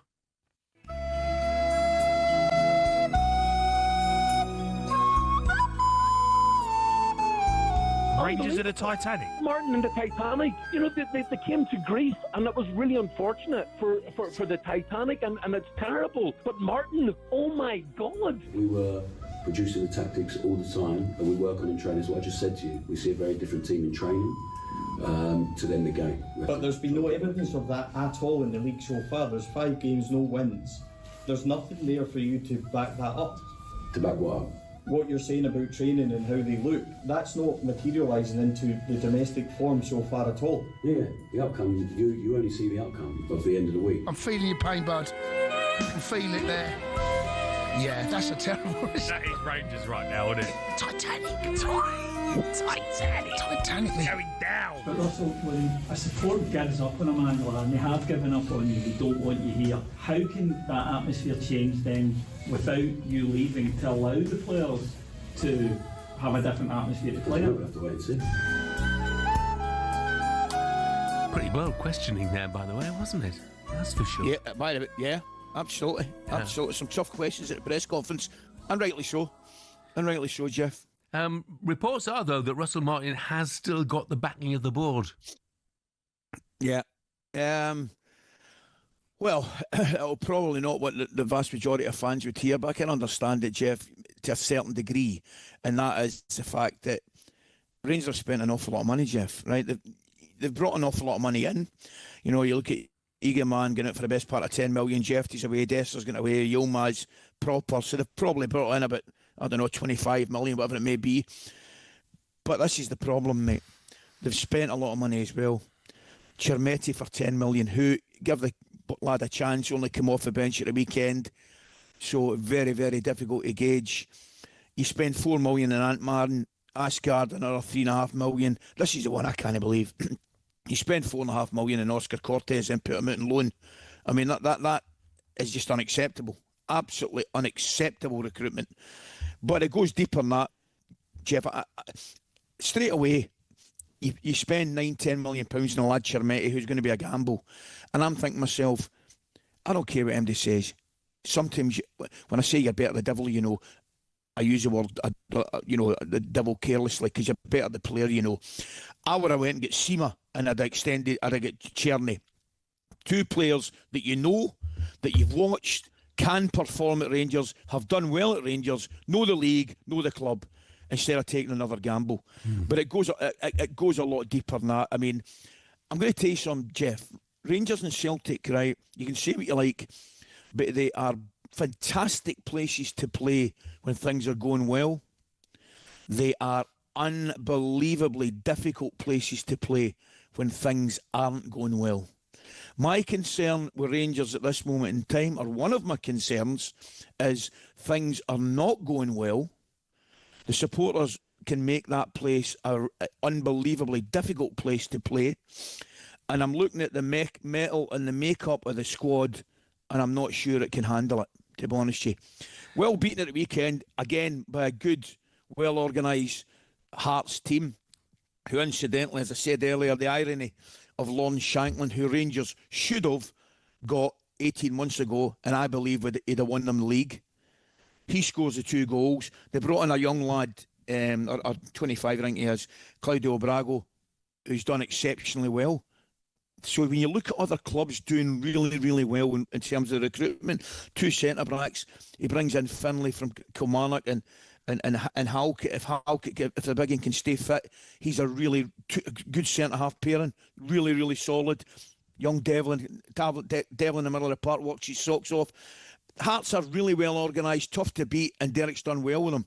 But Rangers, incredibly disappointing, Jeff, from the league form so far, and the performance in Bruges was shocking, mate. I have got to couple it up, and it would be wrong of me not to mention horrendous refereeing decisions and VAR decisions. Horrendous, which we saw again at the weekend. But don't let that overshadow the fact Rangers have been really poor. Let's have a quick call. Tom is a Rangers fan. Morning, Tom. Morning, Tom. Morning, boys. How are you? You okay? Yeah, fine, very Tom. good. What are your thoughts on Russell Martin? Do you want him gone? Well, I'll give you 3 quick points, and you'll know my answer with that. Right? Number 1, we had no leaders in the park, and we've got no style of play. Secondly, we never seem to look for Scottish talent. We let a boy go 3 years ago, Lewis Ferguson, who is doing exceptionally well in Italy. Ali stole my thunder there, because we should have had Shanklin 18 months to 2 years ago for the money we could have got him. And then, most importantly, we've got the second best player, or the best player, sitting in the stands, watching the game in Raskin. Yeah. That's your answer. The man has not got a clue, so I'm afraid he has to go. Tom, I'm going to ask you, mate, your opinion on it. Now, there's obviously a problem with Raskin, right? There's no doubt about that, Tom. Something's happened. But from where I'm sitting, mate, and I don't know whether you agree or not, you cannot bite your nose off to spite your face, right? If you've got a problem with Raskin, right, and he clearly has, I think he's got to let the public know what that problem is, right? Because we're all sitting there watching that game at the weekend. I was down at the Arsenal game, but I watched the entire second half, Tom. And Raskin walks into that team, right? He scored for Belgium during the week in an international, mate, right? So there's nobody on the planet going to tell me that Raskin should not be in the Rangers starting 11. Why is he not in the starting 11, right? There has to be an incredible reason for it, because you can't leave him out. I don't care what happens to him. You can't leave him out if it's to the detriment of the team. The team's the most important thing, not an individual problem between a manager and a player. Well, we've had this in the past with Rangers. We always believe that nobody's big in our own club. Correct. The fans of the club, the fans are the ones that keep it going and motivate it. Now, as a fan who's there every week, we watch the game, we support we can, we buy the merchandise. All I'm asking for me, my daughter and my grandson go with me, is let us know what's going on. We may not be happy with what's happening, but at least we know the answer to the problem. But the problem we have is our manager, I think he's very arrogant. I don't think he respects the fans with the way he answers, and I thought what he spoke about his after-match comments was just beyond me, absolutely beyond me. I just don't think he's got a clue. He doesn't realise the size and the stature. And you said it earlier on, it's a beautiful place to play. Best fans in the world. But when it's not going right, we're entitled to our opinion because we're the ones that pay to go and watch that nonsense on Saturday. So Tom, it definitely has to go. thank you so much, Tom. Thanks, Tom. Thank you. Right, still to come on breakfast. Could I just say, Jeff, just one thing as well, if I may, and I'm sorry to interrupt you, mate. It's okay. You're in the 8 o'clock news, Coisty. We're almost there. All right, Paul. Well, I've been misquoted in the, what do you call it, the TikTok or whatever it is, the Instagram and all that nonsense. And they've got me quoting things about the Rangers manager and the current state of the club, and it's absolute nonsense, mate, just some of this stuff. So I had to clarify that and clear that, mate. Yeah. Well, a fair play, mate. Yeah, I mean, look, don't believe everything you read online. That's sure. The message there, isn't it? Right, still to come on breakfast. Superstar Breakfast preview on talkSPORT with Travis Perkins. Doing what matters for the trade. Find your local branch at travisperkins.co.uk. Manchester United fans, we're taking your calls. 8 wins in 31 league games under Ruben Amorim. Rangers fans, of course, will take your calls as well. 03717 223344. If you want to have your say, give us a call. That was our look ahead with Travis Perkins. Superstar Breakfast preview on talkSPORT with Travis Perkins. Bricks on bricks on bricks. Over 40 million available to order with delivery to site. That's one less thing to worry about.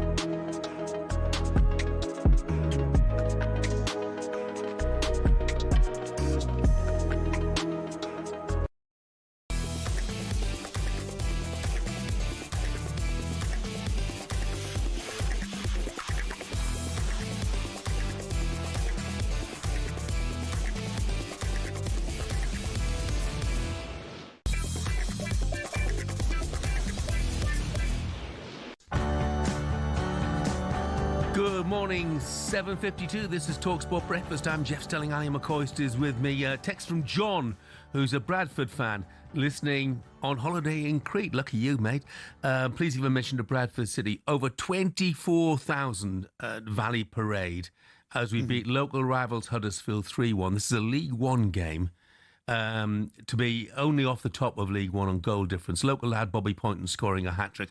I think, John, that Josh Nerfville was given that third goal in the end. It looked like Poynton had got a touch and he wheeled away. But nevertheless, it was an absolutely brilliant performance and a brilliant crowd too. Talking of hat-tricks, by the way, did you see those Jaden Philogene goals from Friday night for Ipswich against Sheffield United? Oh, you better believe I did. Wow. Was it the second strike in particular? One that comes in? Oh, what absolutely. A strike. Beautiful hit, wasn't it? Oh, brilliant. You know, I mean, he's a boy who's always had a great deal of potential, and the signs are certainly that he is coming good right now at Portman Road. That's for sure. Now, terrible, desperate news yesterday, of course, with the death of Ricky Hatton at the age of 46. Now, making his entrance to the ring, the pride of Manchester, the defending champion, Ricky Hitman Hatton. 2008 fight against Juan Lascano. It was billed as the homecoming. It was at the Etihad Stadium, where obviously the derby is. Everyone was a little bit shocked because no one in the family had ever really done boxing. You know, it was all, football family, so they were shocked when I actually took up the boxing. I mean, and then on the concourse, I've met him a few times down at the FA Cup final, down at Wembley, and he was just in and amongst the fans with all of us. And he was kind of loved and adored by both sides of the city, if you like. He was one of us. When it comes to football, I stopped playing football when I was 50, and I think I was sent off 3 times doing that. For me, he was just one of us, and it's a real sad loss, and what a talent, what an absolute talent. It's a great time to be a City fan, you know what I mean? It's a long time since we've been able to say that. And I guess it puts life into perspective as well. This is a massive football match, the 197th time these two teams have met. There's huge rivalry, the bragging rights when the two sets of fans go to work in the morning, but ultimately it's just a game, isn't it?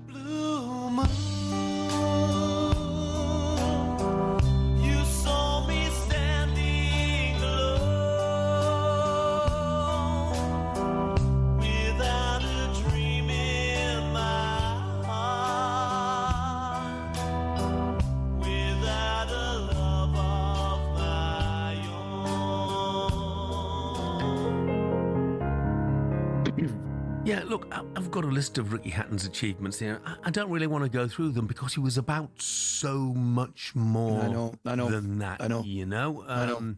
We're talking about the human being here, not just the boxer.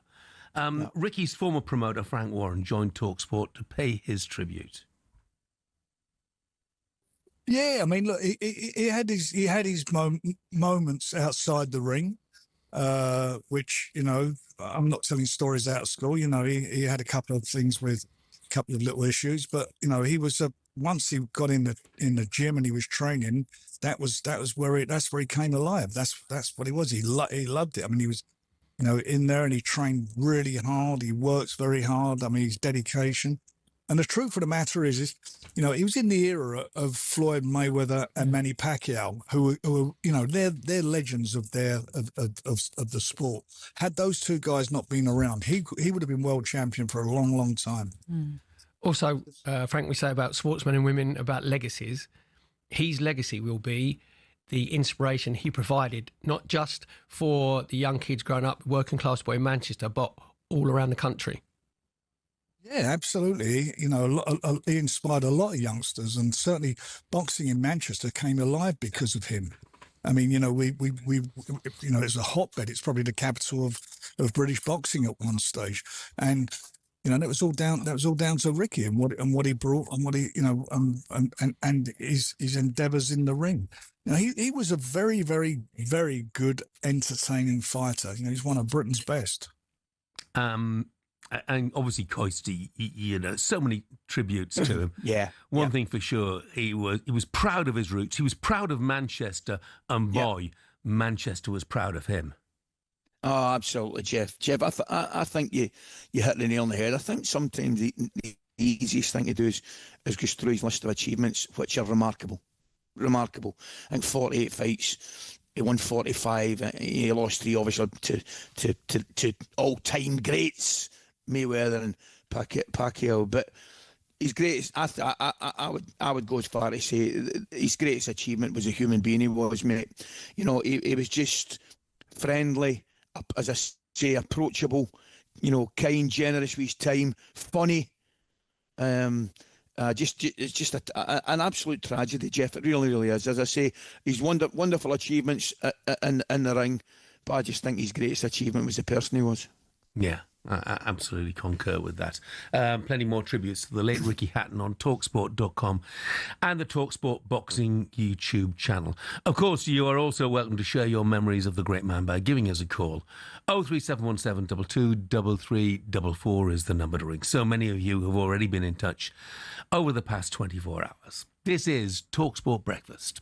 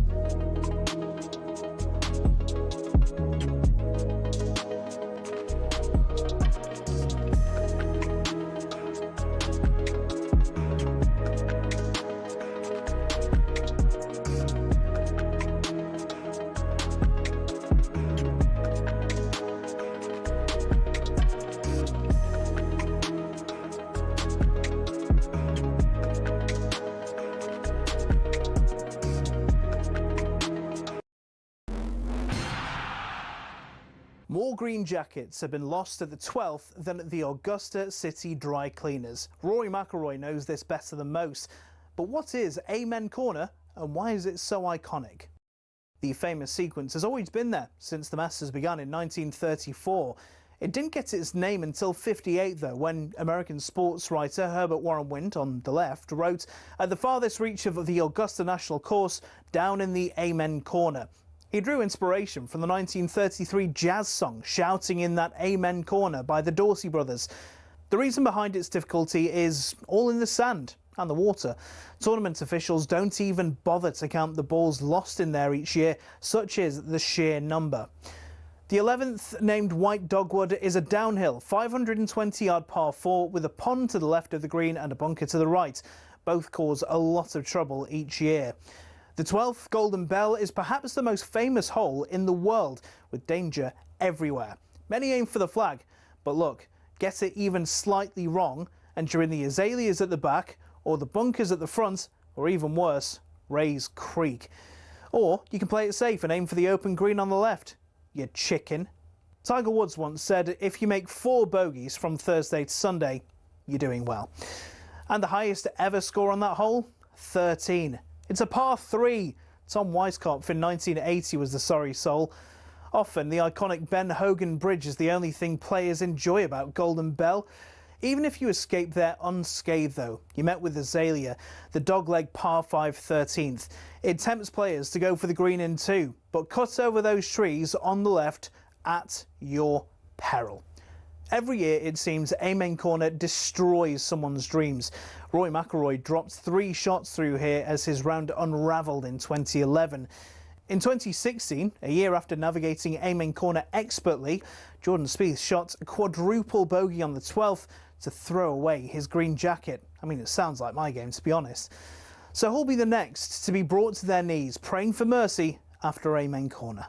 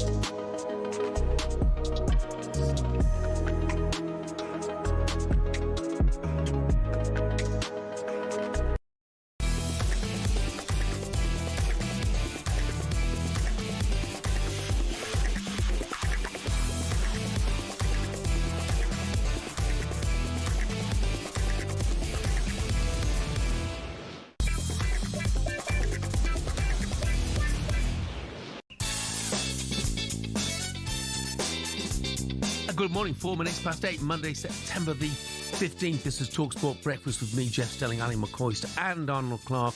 Get the UK's best used car deals guaranteed. Now, it was yet more derby demolition from Manchester City yesterday as they strolled to a 3-0 win over United.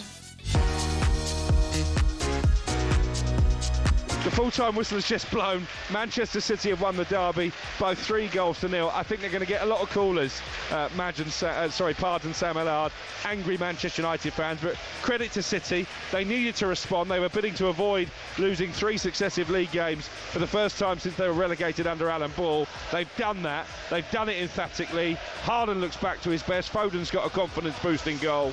Tell you what, it's going to be a great game at Arsenal next weekend. 3-0 City.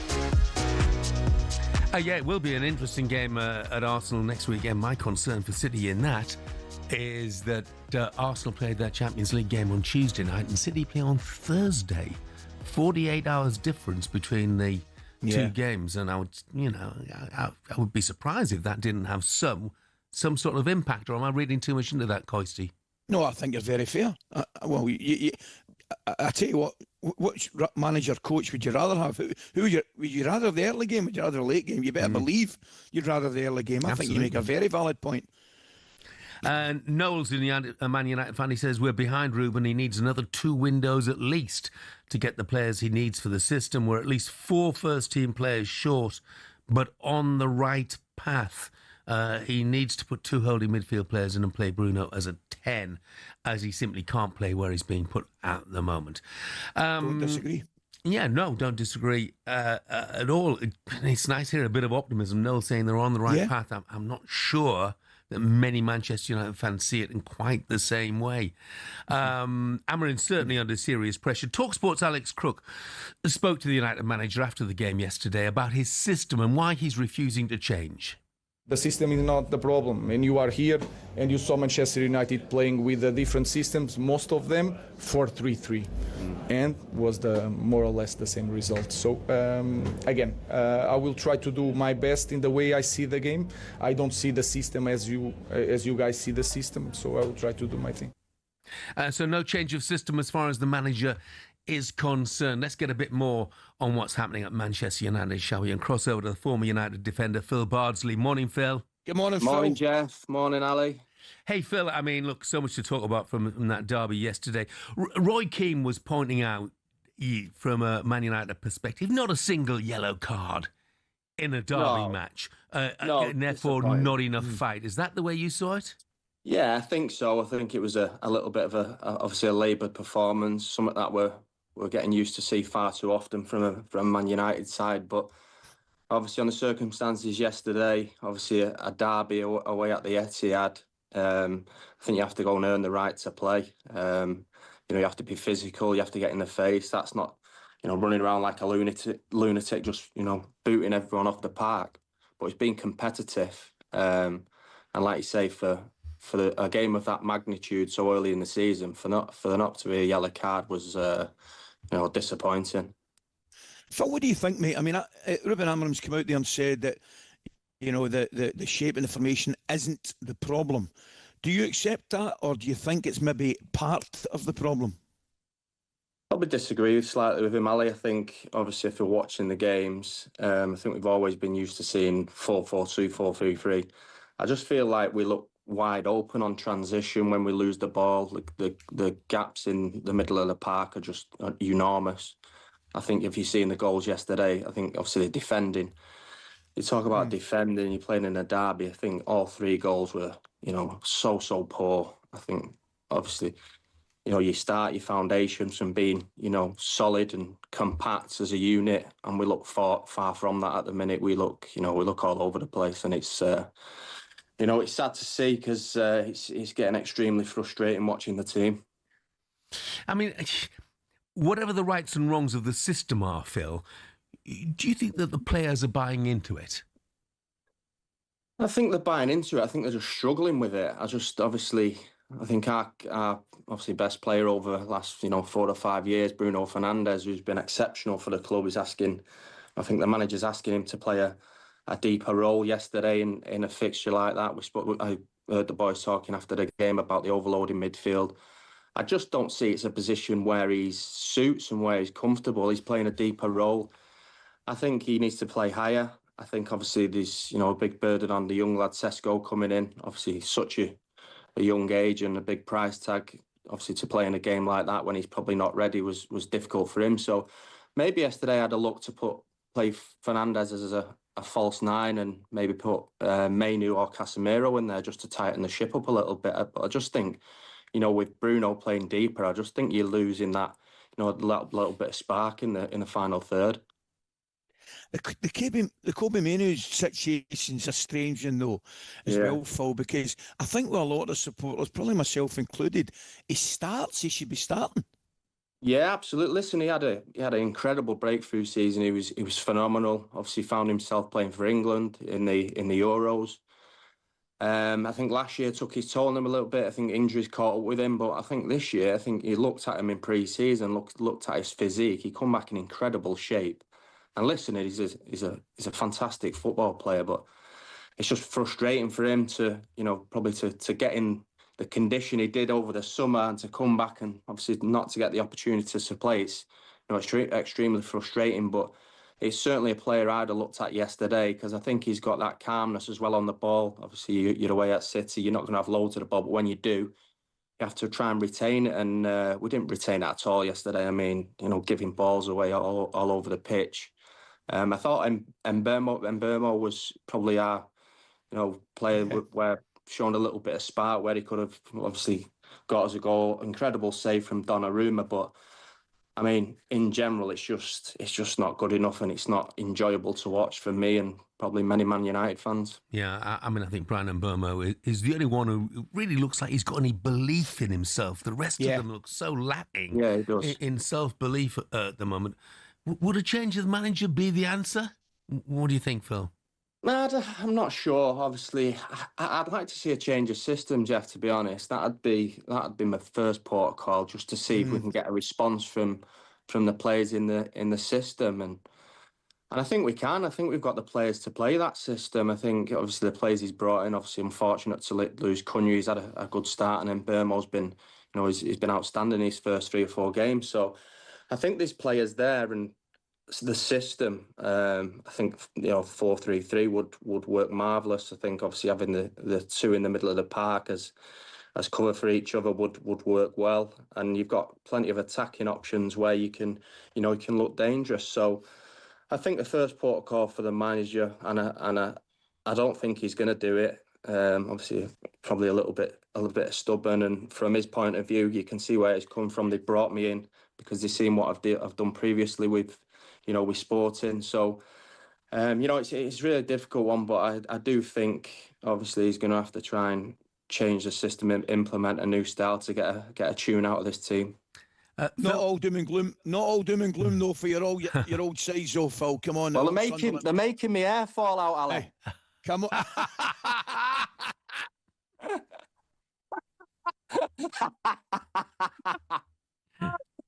What's going on? What's going on? I need to give you a call in the QT and find out a bit of information off you, mate. Hey, I've got the discount code if you need it. Brilliant, mate. Brilliant. Phil, thanks very much, mate. Pleasure. Cheers, Take chaps. care, mate. All the best. Take care. Let's hear from a Manchester. Class. Yeah, absolutely brilliant, wasn't he? Let's hear from a Man United fan. Jonathan wants to have his say. Morning, Jonathan.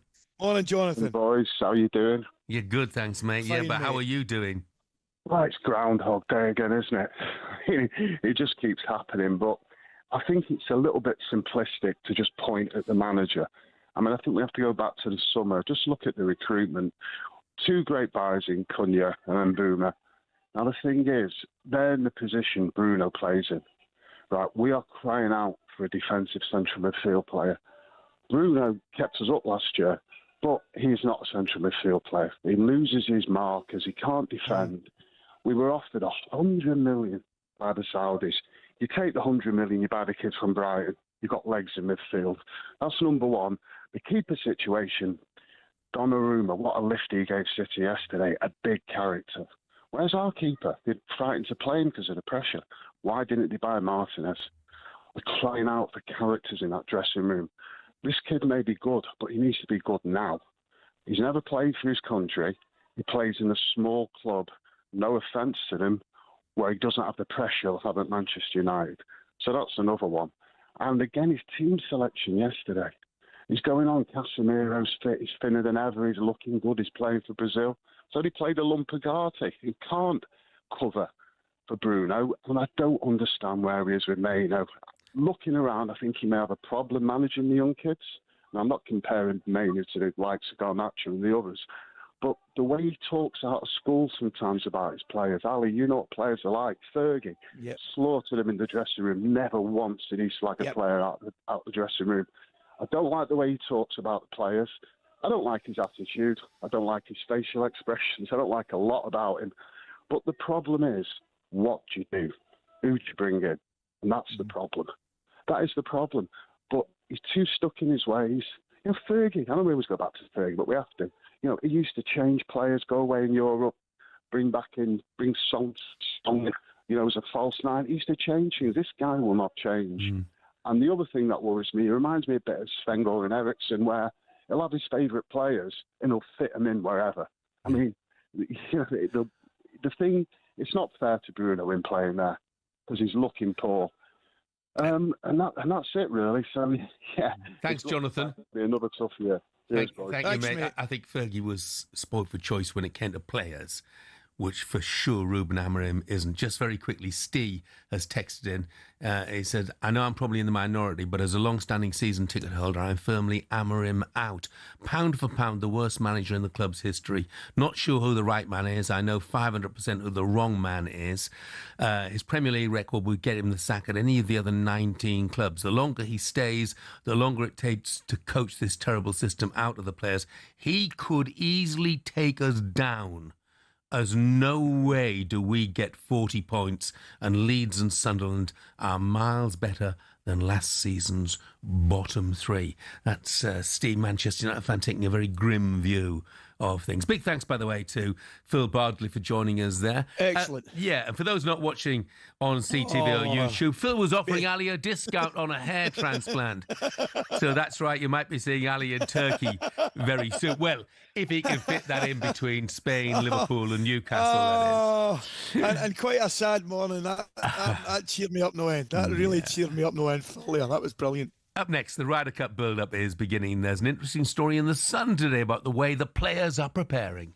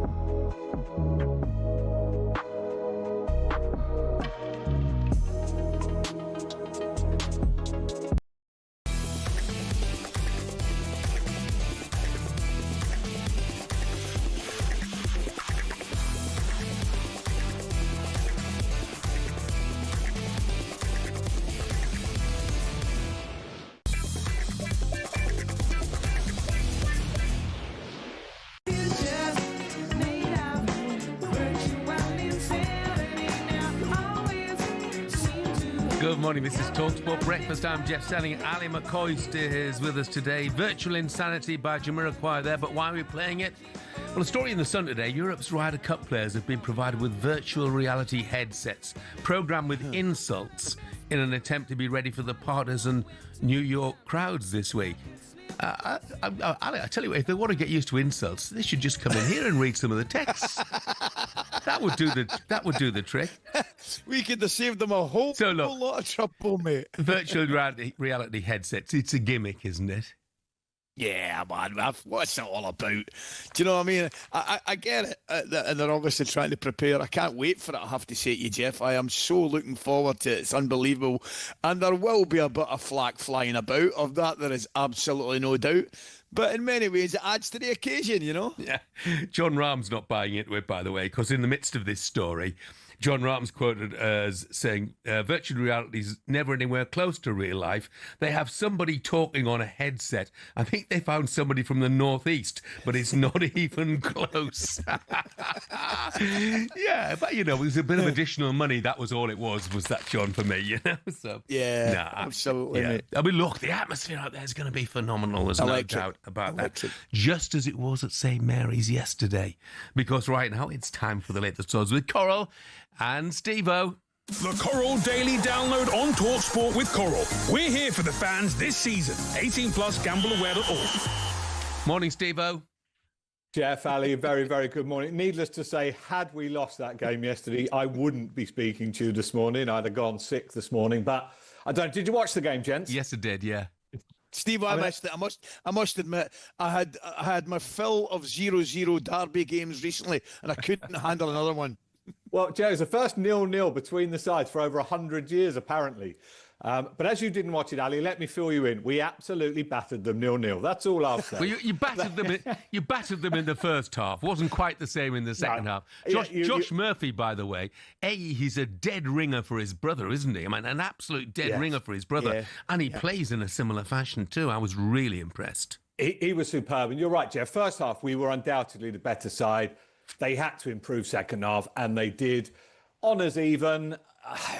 I can't, to go there and not lose, I think every Portsmouth fan beforehand would have taken it. But you're right. I mean, tremendous atmosphere. Thought the referee did well in the circumstances. Lots of stoppages, particularly in the first half. John Massinio was getting in the face of Will Steele, which, of course, got the fans going. So, yeah, it was a cracker. But first 0-0 in over 100 years, Ali. John Massinio said afterwards, he said, there's a little incident with Will Steele at the end, and John Massinio said Portsmouth and Southampton managers should not be friends. I tell you what, I felt, Steve-O, look, I felt for some of the Portsmouth fans. Do you know what time they had to... Coisty, they had to go to Fratton Park. They had to be at Fratton Park at 7:30 on Sunday morning. No. Right, to pick up their match tickets and board the coaches, which left at 8:30 for a 20-mile all-motorway trip to Southampton, which honestly you can do in less than 20 minutes. Yeah, I just think it's a shame. It's just, I get the rivalry, but I just think it's a shame when, it goes to that sort of lengths. It was a long day for Pompey fans. They won't mind. They won't mind. I think that's the point, Jeff. The fact we came away with a point makes it... And fair play to those Portsmouth fans for going into the Lions Den, as it were. It is a shame. The repeat fixture in late January, that's going to be lively as well. What Fratton Park can be like. But hopefully by then, we'll be established in the playoffs, and they'll be somewhere down the bottom. Look, after back up to the Premier League, something you can only dream of as a Pompey fan. That's a low blow. Sorry, mate. Up to the Premier League, have the weekend's results affected the title betting at all? It's a two-horse race as far as we're concerned for the title. I know Manchester City fans, Chelsea fans, maybe even Tottenham fans will disagree. Tottenham fans, yeah. But 6-5 Liverpool, okay, they left it late, but isn't that what champions do? Arsenal, I thought did what, I thought they were superb against a Nottingham Forest side that, obviously everything happening off the pitch there. 8-5 Arsenal. Then there's a gap to Manchester City, 7-1. How much do we read into them brushing aside a fairly moderate United side? Still a big derby result, obviously. Chelsea 10-1, despite the... or Brentford obviously getting that late equaliser, costing them 2 points. And then Tottenham 33s, Ali, and I don't know, are we wrong to make it a two-horse race? Do you see some of the others getting involved? Well, I can understand why you're doing it. I would stick up for Tottenham a little bit in the defeat that they've had this season, because I think, that Bournemouth, for example, will take. I saw them in the opening game the Friday night against Liverpool, and they will take points off top teams, no doubt about it. And Tottenham they do look a little bit different this year, Steve. Whether they're going to win a league, I would suggest no, they won't. But they'll look as though they've got something about them, a bit more spine, a bit more belief about them. I was at the opening game at the Etihad, and they looked at real deal. Saw them against PSG, so I'm expecting a vast improvement from Tottenham. But I think you're probably right with the two. Your belief that it'll be a 2-horse race. Yeah, and look, down the bottom, the big movers, West Ham fans turn away now. Yeah. I mean, they're into 7-4, Jeff, which is the same price as Leeds, obviously one of the promoted teams. Sunderland even money, and then the two teams currently odds on for relegation are Wolves at 4-5 and Burnley 1-3. And you do feel for Burnley because they've not done an awful lot wrong. No, I know. By the very nature, Ali, they're just not picking up the points. So I think, this is very much, the three promoted teams are all the favourites. I just think Sunderland and Leeds have already started strongly enough to make the likes of Wolves and West Ham just look over their shoulder. Yeah, I mean, I don't want to offend Gabby Agbonlahor, but Villa fans might be looking over their shoulder with a bit of concern at the moment. Remarkable, absolutely. Yeah. Not scored a goal, which is absolutely remarkable. No. Steve-O, what's up? He's only done it again, isn't it? Is it his 9th St Ledger? Aidan O'Brien, Scandinavia. I mean, it's just remarkable, isn't Didn't he have every runner in the field? I mean, he had three. He had three of the first one. The Derby winner, is he? Yeah. The Derby winner, Lambourne, was a little bit disappointing. Yeah. But they won it with Scandinavia, the Goodwood Cup winner, who drifted out on the day to some price, actually, given he was odds on. He was brave under Tom Marquand. The wow performance for me was Delacroix winning the Irish Champions Stakes on Saturday. The Coral Eclipse winner following that up under Christophe Soumillon. That was brilliant. So, look, we know how dominant Aidan is, but one result went against him at the weekend. And I love Aidan O'Brien. I love the Coolmore team. But I was so pleased to see Zavateri down the colours of Gustad in the National Stakes, owned by an old Coral boss of ours, Mick Mariscotti, and his wife Janice. And Zavateri cost £35,000. Now, I know that's a lot of money in the real world, but in racing terms, as you know, gents, that is not a lot of money. And this horse is now an unbeaten Group 1 winner, favourite for next year's 2,000 guineas.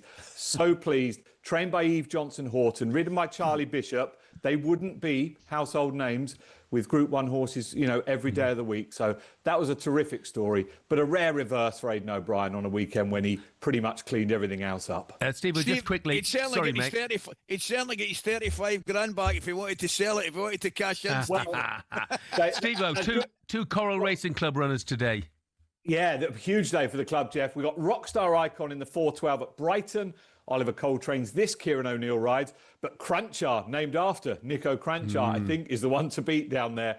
And then a bit later on, 4:55 at Kempton Catalyst, our 2-year-old filly, just having her second start. She's a big price, but hopefully bigger days ahead to come. So, yeah, big day for the club. Cranchar keeping the Spurs theme going, and Greeno wants to as well. He says, can we give a shout out to Thomas Frank and Spurs? Great result against a West Ham side who will go down. Simons looks a great player. Let's keep it going. And then we can take Bowen off West Ham when they do go down, just like we took Kudus off them up the mighty Spurs. Oh, Greeno, you know how to wind people up, don't you? Steve-O, thanks very much indeed. Thanks, Steve-O. Good day, mate. Cheers, gents. And that was a look at the latest odds, all thanks to Coral. 18+, gambleaware.org. The Coral Daily Download on talkSPORT with Coral. We're here for the fans this season. 18+, gambleaware.org.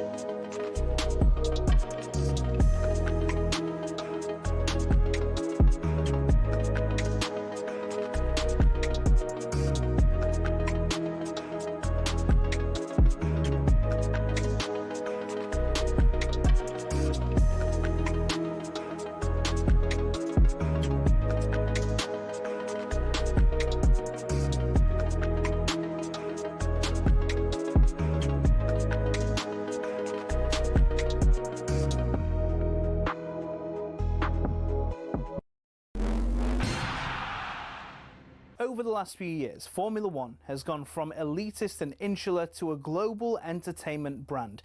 The transformation's down to American investment group Liberty Media, who cultivated a new image for the sport since buying it in 2016.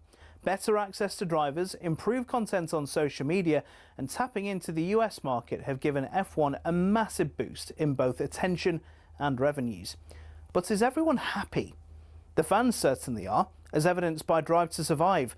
Almost 7 million people per season have tuned in to get all the gossip and all the drama from the paddock. The extra exposure means the drivers can demand a higher salary too. In 2010, the top drivers were earning $20 million a year, which isn't bad. But now, the very best earn 3 times that, with Max Verstappen getting a whopping $65 million in 2025. But money doesn't always buy happiness. Some drivers, including Verstappen, don't like the pageantry the changes have brought about. In Las Vegas in 2023, Verstappen said the drivers were made to look like clowns, and the event was 99% performance and 1% race.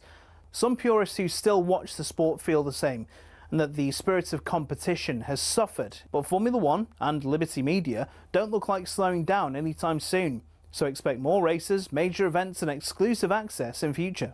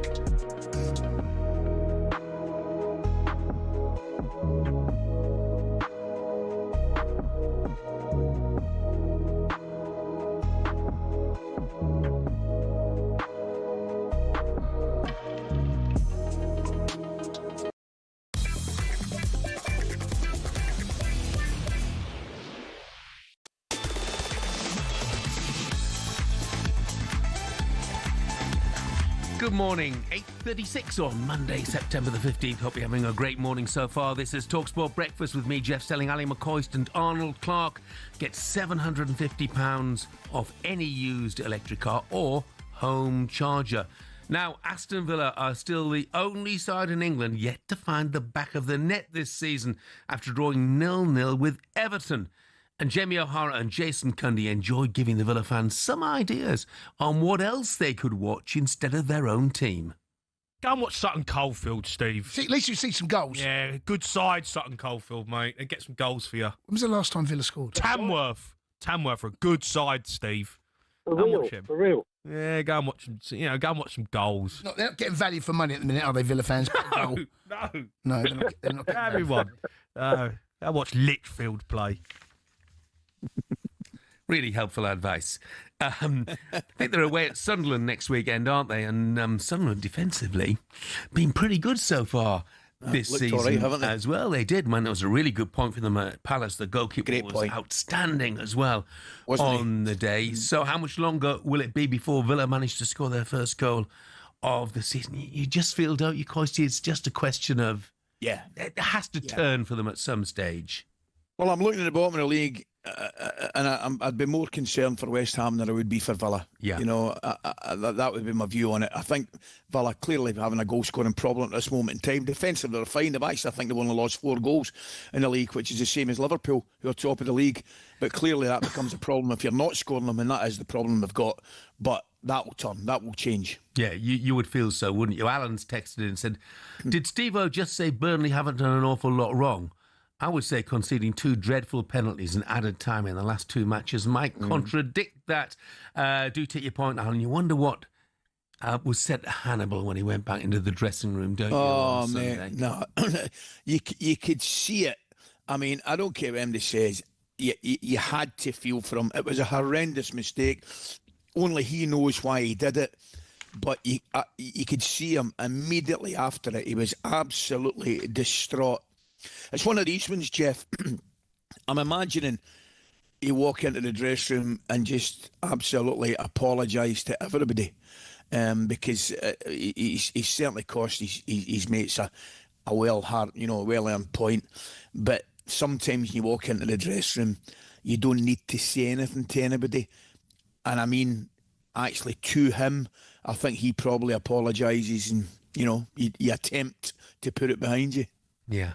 An unnamed Villa fan says, last season we had Duran coming off the bench to rescue us. Now we have no backup and we're not allowed to buy anyone thanks to UEFA. Right, it's time for a bit of this. How can you not love the EFL when it throws up moments like this? Here's Hogg! Ball's come back to Zamora! Tick off again! City fans can't believe it. What a match! Windass! Quite simply destined to be from Team Windass. We're in London. Hey, we're in London, aren't we? Leeds can beat you 4-1. They're a fantastic team. But we had someone in the bushes that day twice this season now. No sirve para nada. I didn't know I would have such a reaction. That ghost didn't head one in on Saturday. We didn't defend properly, you great chicken nuggets. We hear that Jimmy Glass, the goalkeeper, has scored for Carlisle. You just never know which twist any game is going to turn next. Must I forever Yeah, big week, of course, not just in the Premier League, but round the various EFL grounds as well. Top of the Championship, still Middlesbrough got a late and controversial equaliser. Preston, Stoke are really the surprise package, aren't they, Great result. in that division? Oh, yeah, that was a brilliant result for Stoke against Birmingham. Really was. It was. I take it our producer would be quite happy with that one. Yeah, it was the only thing he's happy about this weekend. Bad back, battered face, but still smiling because Stoke have beaten Birmingham by a goal to nil. And look, Birmingham doing really well in terms of, promoted side. A lot of people expected them to kick on. I did as well. No. That's not the case with Wrexham, though. Well, do you know something? It's funny. I've got to say to you, Jeff, I expected both of them. Clearly, Birmingham are doing better than Wrexham, but I expected both of them to stabilise for a couple of seasons, mate. I particularly Wrexham, I thought were always going to find their level, and then from their point of view, maybe regroup for a season, couple of seasons, and in an ideal world for them, kick on, and to a lesser degree, but the same, with the same viewpoint on Birmingham. I think it's just an automatic thing. You think, oh, come in, right, they're going to get money, bang, on you go. It doesn't work like that, and sometimes you eventually find a level before you need to regroup and kick on again. Sure. And I think they've done that. And I'm hoping the boys at Wrexham realise that, because there are stories coming out of there that Phil Parkinson is under some pressure. Now, this is the man who took them from the National League up to the Championship. I think he has a bit of credit in the bank, don't you? Certainly should do. Oh, 100%. Despite that 3-1 defeat at home to QPR, who've now won 2 on the bounce after a worrying start to the season. Well, they got a real going over at Coventry, didn't they, QPR? Like 7 or something, wasn't it? Yeah, So fair play to them. Yeah, and obviously we've mentioned the Sheffield close. Just one more thing on that South Coast derby, by the way. Just struck me. Will Stillie's a few weeks into the job. Why does he always look so angry? He always looks furious when you see him on the touchline, regardless of what the outcome is. Down in League One, Bradford 3, Huddersfield 1, big Yorkshire derby. We mentioned it, 24,000 at Valley Parade. Brilliant for Bradford. Isn't it just? Yeah, Graham Alexander, he's always had a good reputation down at those sort of levels, and he's proving again he is the business. And as far as Bradford are concerned, they would not be out of place in the Championship, would they? It's early days yet, but when you're getting crowds of 24,000... Isn't it funny? Isn't it funny, Jim? I'm thinking about Graham Alexander in particular, and you're absolutely right. He knows his way about, particularly the lower leagues. Come up here and I thought he got a really hard time at Motherwell. The Motherwell fans will tell me this and tell me that and tell me the next thing that he didn't do very well or whatever. But isn't it amazing? I just think he's in many ways he goes under the radar, and you're right to bring him up there, because the job he's doing there again is absolutely fantastic, I think, and it's great to see. Yeah, it is brilliant to see. Down at the bottom, first win for Peterborough, which was great. Not enough to take them off the bottom of the table, by the way, but they beat Wycombe by 2-1. So first 3 points of the season for Darren Ferguson. It is. Not all Wycombe fans are too happy with things at the moment. Mm-hmm. And our mate Brucey, Steve Bruce, is under a bit of pressure at Blackpool as well. They slipped to second from bottom. Beat 1-0. Of the table. They got beat 1-0. I just want to mention one player in League Two. I'm not going to tell you the full story here, but Bristol Rovers, they beat Barrow 2-1 at the weekend, and a boy called Josh McEachran scored the goal. Now, that was his second goal in 374 games. He's a midfielder. Okay, he features prominently in my theatre shows. So I'm not going to tell you the whole story behind it, but suffice to say, his first career goal came in his 189th appearance. But now he's scoring more regularly because only another 185 appearances passed before his second goal came along. So they tell me he's changed his nickname to the dressing room to Prolific. Brilliant. Yeah, well, it was a big goal for him. Big goal for them as well. They're picking up after a bit of an indifferent start under Darrell Clark, but I'm sure they're going places. And Morecambe, well done to them. First point on the board for them since the opening day of their particular season in, it was quite a game, a 4-4 draw at Solihull Moors. And now, still to come on Breakfast. Superstar Breakfast preview on talkSPORT with Benchmarks Kitchens and Joinery. Get trade prices on kitchens to suit all styles and budgets at Benchmarks. Rangers fans, where on earth do you go from here? No wins in 5, 9 points off the top. The fans turning on Russell Martin. The board has said that his job is safe. How will that go down at Ibrox? I suppose the only crumb of comfort for Rangers fans is that Celtic have got issues of their own. Give us a call, 03717 223344. To make things even worse as far as Rangers supporters are concerned, we'll be joined next by a man whose side left Glasgow with all 3 points on Saturday, the Hearts manager, Derek McInnes. Superstar Breakfast preview on talkSPORT with Travis Perkins. With 250 hire branches nationwide, it's easy to hire at Travis Perkins.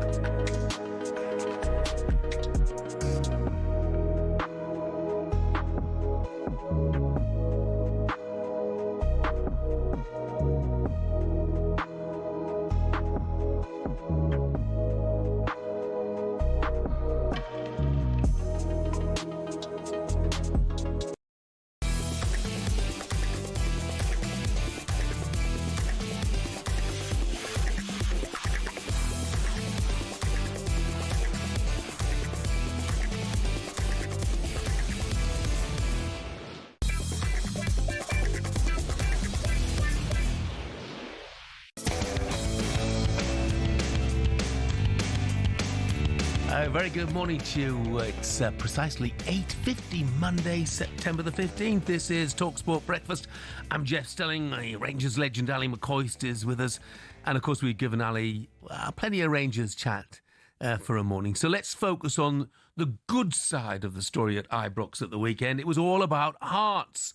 A winning trip to Ibrox, 2-0 winners over Russell Martin's Rangers. It sent Derek McInnes' side at the time 3 points clear at the top before Celtic won in pretty controversial circumstances yesterday to join them on 13 points.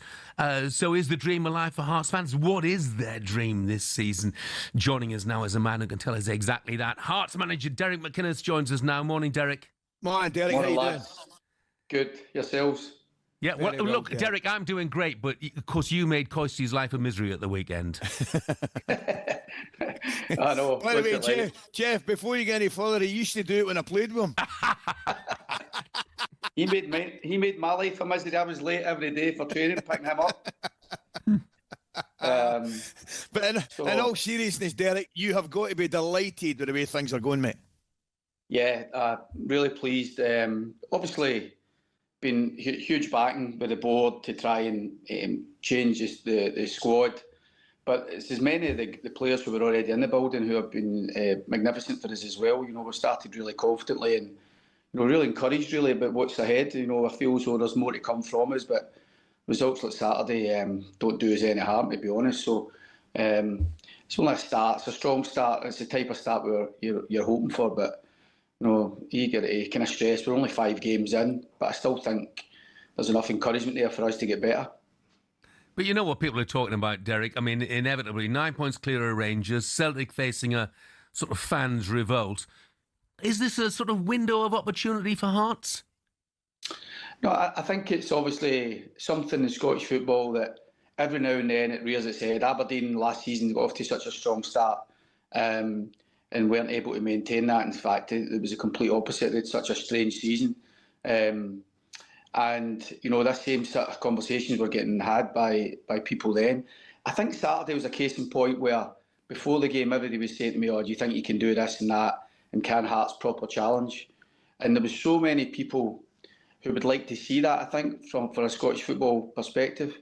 But there's equally as many people ready to send us on our way on Saturday. If we'd lost the game on Saturday, there'd have been so many people saying that you lot back in your place, getting above your station. And I just think that it's still a bit early on for us to really kind of be saying that we're going to do this and we're going to do that. All we're looking to try and do at the moment, Jeff, is really just to try and meet the expectations that's put on us. You know, I think the expectations of the Hearts support would be to try and finish in the European spots, try and get to a cup final and get that encouragement that we can improve. But I think in time, with the Tony Bloom investment and the way the board have supported us, is to maybe try and exceed those expectations in time. And obviously, Tony Bloom's come out and said within 10 years he thinks that we can be challenging for the title. So, you know, you're working for people with bags of ambition, bags of experience and bags of expertise. So I think all that thrown into the mix with a strong start lets people get a bit excited about it. And there's nothing wrong with the fans feeling excited about it, of course not. Yeah. Derek, tell me, mate, obviously the team's the most important thing, but the couple of partnerships within your team, I think, are really, really strong and will certainly help you, I think, longer term this season. I think you've scored more goals in the league than anybody else this season with 12. Claudio Braga looks as though he's been a terrific acquisition, by the way, and I think Shankland will score goals in any company, absolutely. I think that's a great partnership, and I would ask you about that. But also, your 2 centre-backs, solid boys, Derek, I really like them. Know the position well. You know Finlay better than anybody. Halkett as a player, I had as a kid at Rangers. I really, really like him. I'm just so pleased that he's fit again and he can play for you. I think those 2 partnerships will be excellent for you. They are excellent at the moment, but I think they'll continue to be excellent, Derek. Yeah, I think you're right with that, Coisty. The fact that Braga, we signed him from second tier in Norway. So he's been so enthusiastic with his work, so invigorating and day to day, and he showed his quality throughout the League Cup stuff and at the start of the season. And he just doesn't really stop moving. He's perpetual motion, and he kind of dovetails off of Lawrence a wee bit, Shankland. The two of them Lawrence, I think, has found it a wee bit difficult at times because when you play with a 2 up there, you try to get that partnership and that understanding, and it's not been quite there. Braga's all over the pitch. Lawrence actually said, he says, I need to put an air tag on it to keep a hold of him. He runs all over, and that's part of the attraction for him. And Halkett and Finlay are two kind of steady Scottish Premier League players, bags of experience, know the level, know what's expected. Frankie Kent was another one who picked up an injury during the week. So I'm kind of blessed with a lot of good, solid defenders as well. So, and partnerships are so important. But if I can get regular goal scorers at the top end of the pitch, and Braga and Shankland have started as I thought they would do well, particularly Lawrence. If we can get service into Lawrence and engage with Lawrence and get him closer to the goal, his first goal was magnificent on Saturday in terms of the finish. I know there's a bit of controversy with the build-up to it, but his finish is, from that angle, is magnificent. So we're excited that we have got a lot of the kind of fundamentals you would maybe look to have as a manager, and I've got a strong squad as well, which we're going to need. Yeah. Del, where are you, mate, at this moment in time with Scottish football? The reason I'm asking that is because you've obviously, there's no one knows better than you. Great job done at Kilmarnock. One of the things I would ask you, what's the change in moving from Kilmarnock to Hearts? But also, I'm looking at the game at the weekend. Arguably the game at the weekend with rivals across the city, Hibs against Dundee United. I watched the highlights. I thought it was a brilliant game. Yeah, I caught the second half of that on the way back for the game. And it was end to end. It was breathtaking, loads of instant, lots of controversy as well. But two teams, I think, in a really good place. You know, Jim's recruited well. Hibs have been in a good place. They've got some good firepower at the top end of the pitch. And it was just two teams who were going to win the game. It was like proper slugging it out. And for ourselves, obviously at Hearts, we've got to try and improve things here. You know, last season wasn't good enough for loads of reasons. You know, being a bottom 6 team, and we've got to try and, as I say, expect a bit more for ourselves this season. And I think we can. I think we've got the squad that we can do something, and hopefully that's the case. Saturday was good for us in terms of reference for the players that, you know, going, because you're never really sure. When we've signed Kazaridis from Slovakian League, boys for the Icelandic League, Norwegian second tier, and they're all talented players, but you're never really sure. Sometimes you don't know until you know we're in that type of environment, 50,000 at Ibrox.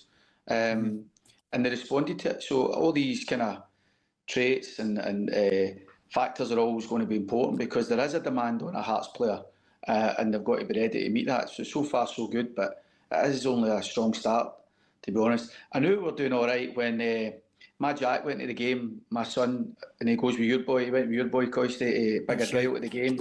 And a girl was in the Hearts end, the director's box with Jack. So at the end of the game, Jack was telling me, he says, so I'm walking off, Ibrox is emptied, we've acknowledged the fans, walking off, and then this bigger guy, obviously incumbent on himself, clapping, all the Hearts boys coming off with the directors, and Big Andy Smiley for East End of Glasgow, big Rangers man we know well. Big Andy went, "Oh, you, young McCoist, stop effing clapping." I'll tell your father. So he was forced to clap, and I got a text for him, well, I didn't get one for you, by the way. Brilliant. Aye, because I couldn't be two-faced about it. Well done, mate. You're right. That was a great story, pal. Brilliant. Well done. Keep it up, mate. Yeah, Derek, couple of weeks off league action now. Enjoy it, mate. Thank you. Cheers. Have a good morning, lads. Fantastic. You too, mate. Cheers. Hearts manager, Ali's old driver as well, seemingly. Derek McInnes there. Were you always late for him? Ah, great lad. He's a brilliant lad. I'm so pleased. And by the way, you talk about managers that know the league, know the country. He obviously has a spell down south as well, as a player and as a manager. But what a job he's done up here with the clubs that he's been at. Yeah. I mean, absolutely fantastic, Jeff. It really is. Great to see you. I'm a biased, yes, you better believe I am, but he's doing a great job. You'll be off to have a serious word with your lad, won't you? I've already had it, mate. I've already had it. Fantastic. Steve has texted in. He's on the M25. He says, no mention of Wolves. What's your view on us staying up? Steve, are you in a jam? Because I think Wolves are. Beaten again at the week. I really feel for Vitor Pereira because I really don't think he's been backed at all. No. Manchester United fans, Rangers fans, Wolves fans, 03717 223344. That's the number to call. We want to hear from you next on just what there is to be positive about at your club right now, or in the case of Manchester United, if it's just the same old, same old.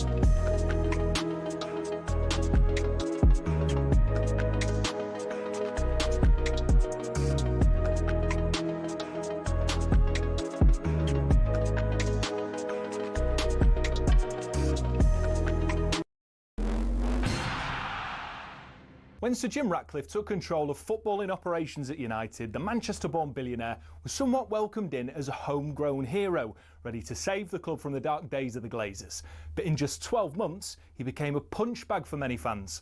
So what happened? Let's take a look and you can decide for yourself. The important context here is that over the last 3 years, the club has lost over 300 million quid.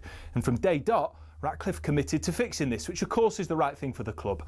But what seemed to get fans' backs up is the way Sir Jim Ratcliffe, accompanied by Sir Dave Brailsford, went about it. For example, talkSPORT understands their lunch options at the Carrington canteen have been reduced to just soup and sandwiches, which the higher-ups at the club say will save them 1 million quid a year. Now that might make sense for many who don't get free meals at work themselves, but it gets a little bit more picky than that. It was reported that after staff brought some stationery, they were ordered to send sellotape back because it wasn't considered essential. The reward for being Steward of the Week used to be 50 quid, but that was scrapped and replaced by a paper certificate. And such is the grip Ratcliffe has on spending, he reportedly scrapped company credit cards, meaning some staff racking up hundreds of pounds worth of expenses and spending weeks out of pocket waiting to be reimbursed. But it's not just the stingy decisions around the amount of tea bags in the cafeteria. In 2024 alone, Ratcliffe oversaw 250 redundancies and more were announced at the beginning of 2025.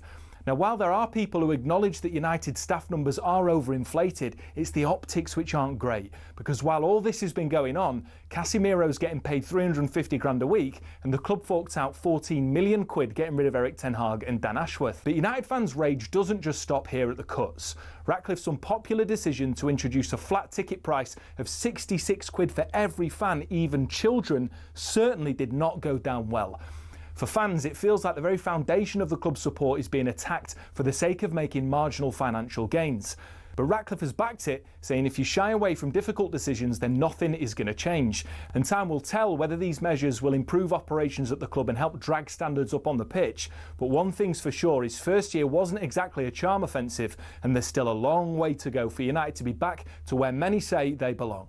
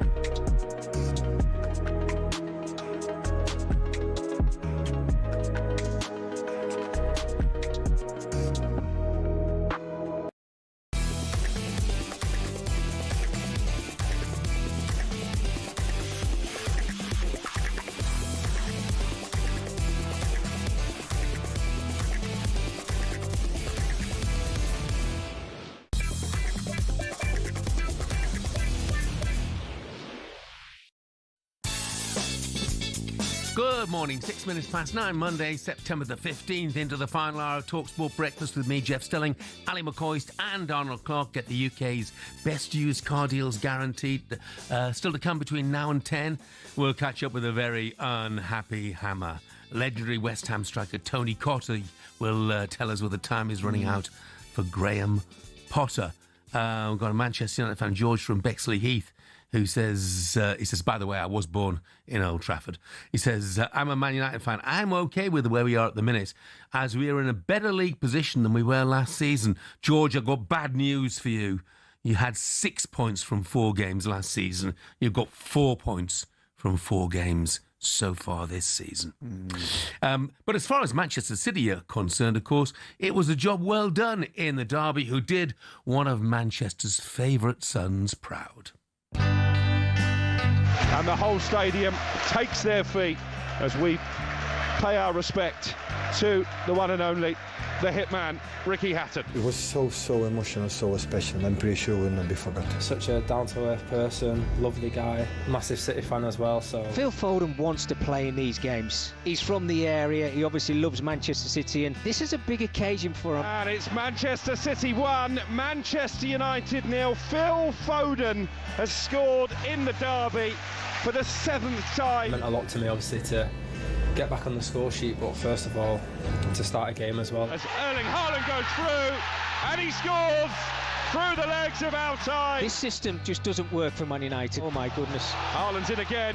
He's raced in behind Harry Maguire, and he's slotted it into the far corner. I don't see the system as you guys see the system, so I will try to do my thing. Tell you what, it's going to be a great game at Arsenal next weekend. 3-0 City. See the faces of our fans after the game, how happy they were, and you forget a little bit the tough moments. The man who went from a humble carpet fitter to world championship winning boxer, and will be sadly missed in these parts. Made sure that I tried my best for him today. I really want to get the win for him and his family, so from everyone here at the club, our heart goes out for him.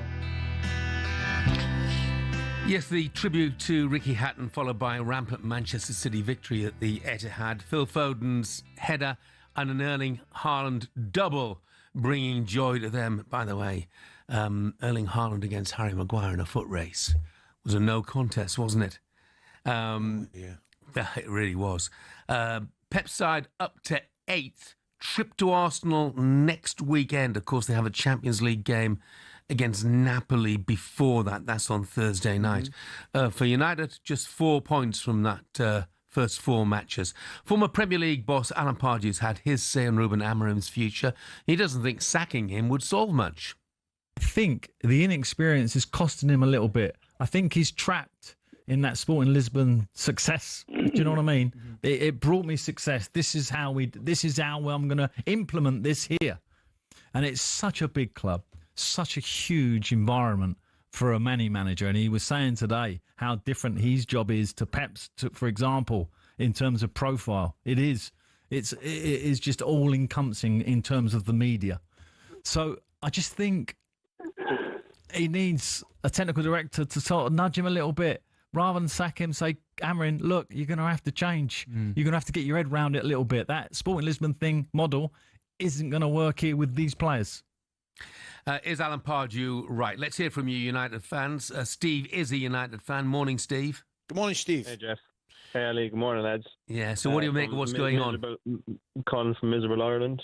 Yeah, I'm really disappointed with what's going on at the moment, right? Like, I can't comprehend like what's happening. Everybody's like, give him a chance, and like everywhere you turn, United fans are blaming the players. But at what point do you stop and say the guy has spent over £200 million? He's brought in a new front three. He didn't play Sesko in the first 2 or 3 games. Came on as a sub, and then yesterday, we go to the Etihad, and like I think Roy Keane touched on it on Sky Sports, and he said like there wasn't even a yellow card in that game yesterday. We've had something like 8 wins, I think, in the league since he joined, and 4 of those have been against promoted teams, and we've had 1 open goal out of 6 in 6 hours of football. Like, that is absolutely bonkers. Like, seriously, at what point do you go, like, as a manager, like, if you were running a business and sales were tanking, you're a manager of a shop, and they tell you that you need to start changing tactics, and he says, no, I'm going to keep doing this. At what point do you turn around and say, okay, there's a problem here? You know? Yeah, I mean, it's interesting, the money he spent. You take the point, but, he spent money on Cunha, who will probably turn out to be a success, and Bumo, who looks like he will definitely be a success. Sesko, the jury is out there. Does he not just need more windows, more transfer windows, to give him the chance to bring in more of his type of players? I wouldn't give him any more money. We made the same mistake with Eric Ten Hag, and like even yesterday, I noticed that there was a slight difference in play of us with Ahmed playing out on the left, and you had Mazraoui playing on the right, and Buemo had a little bit more freedom. But what happens when Diogo Dalot comes back? He's going to play him, because he seems to love that guy for some reason. I think you speak to 90% of the fan base that they don't rate him at all. And when Ahmed is playing out on the right, him and Buemo are just getting in the way of each other. So, like, what do you think? I was just going to say, Steve, what do you think, Stephen? I'm tending siding with Jeff in the argument. I think he's been given a time in this window, and I think he's changed his forward line. I think there's grounds for optimism there, but I still think, Steve, you're a little bit one-paced, certainly in midfield, and yeah. I'd be a bit concerned at the back at this moment in time. So what you're saying is you don't think he should be given the time to allow himself to change those areas as well? If I'm being honest, Ali, no, right? And you said it there a second ago, right? The biggest thing is we needed a midfielder in the summer transfer window, right? And we chased after Baliba, and we're going to offer 100 million plus is what Brighton wanted, right? And whatever about, the inflictions that Rasmus Højlund has in front of goal, the guy went away and scored a goal on Saturday evening for Napoli. He scored for Denmark during the week, right? We went away and spent, the bones of £70 million on Šeško when we needed a midfielder. We didn't need a striker. We already had a young, prospect striker. Why would we go and sign another one? And it's just a vicious cycle. And he binned Højlund for the same thing. So, in reality, it's his own undoing at the same time. We went away and signed Lamens. Jury's out on that guy. We don't know anything about him, apart from watching YouTube videos. And then you look at Donnarumma. Donnarumma was unbelievable yesterday for Man City. Yeah. Commanded the area, and we probably would have got him for the same amount of money. Interesting contrast in the approach of the two sides. Steve, thanks very much indeed. Thanks, Steve. Lewis is a United fan. Morning, Lewis. Yeah, morning, boys.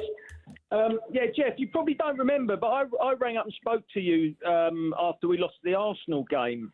And you said, and Angelina Kelly, I hope she's listening as well, that I was being negative, that, I was criticising United and the manager and the state of play with the team. And you were like, it's only one game, just relax and all this. What's been happening since, Jeff? Yeah, well, you tell me. So far, am I being negative after yesterday and how the season's going? Well, I don't. You tell us if you are being negative then. Well, yeah. I mean, I was right with all the points I raised, and as I said, Bruno, when I spoke to you, he's wasted in the midfield. Just might as well have sold him if you're going to play him so far deep. We should have sold him, in my opinion. Yeah, forget the stats. Because Angelina said, he's been our best player the last 5 years. Yeah, he may well have been, but going forward, we could have got 100 million from him and he invested in a top midfielder. We should have bought an experienced goalkeeper. We've gone for some inexperienced keeper, right? Why didn't we get Donnarumma or Martinez? We've got a striker who's just not getting any service. The lack of the midfield's going to really hurt us. We're out the League Cup. We've got no European football to look forward to. We were lucky it wasn't 5-0 yesterday. They missed 2 sitters on top of the 3 goals they scored. Jeff, it's a disaster. I wasn't being negative. This is a continuation on from last season, as I said to you. Amorim is clueless, right? And he said to Alex Crook, I disagree with you about Bruno playing so far deep. Well, we disagree. I mean, everyone can see he's wasted there, but he has to play in there to then allow, free up the number 10 spot for the other players. And an ironic thing, we weren't scoring goals last season. We've strengthened up top, and then our top goal scorer in the league is still own goal. So nothing's improved in that area. It's only going to get worse, Jeff, and we're lucky we're not in the relegation zone. If we didn't score that last penalty against Burnley, which is our only win this season in all competitions, we would be on 2 points in the relegation zone. And if we lose to Chelsea at the weekend, which I expect us to do so, we will be in the relegation zone if the other results go against us. Lewis. So Amorim has got to go. Just get rid of him. He's the worst start in the league since 1992-93 season. He hasn't won 2 games in a row yet, right? How many more stats you want me to come out with? That's enough, mate. That's enough.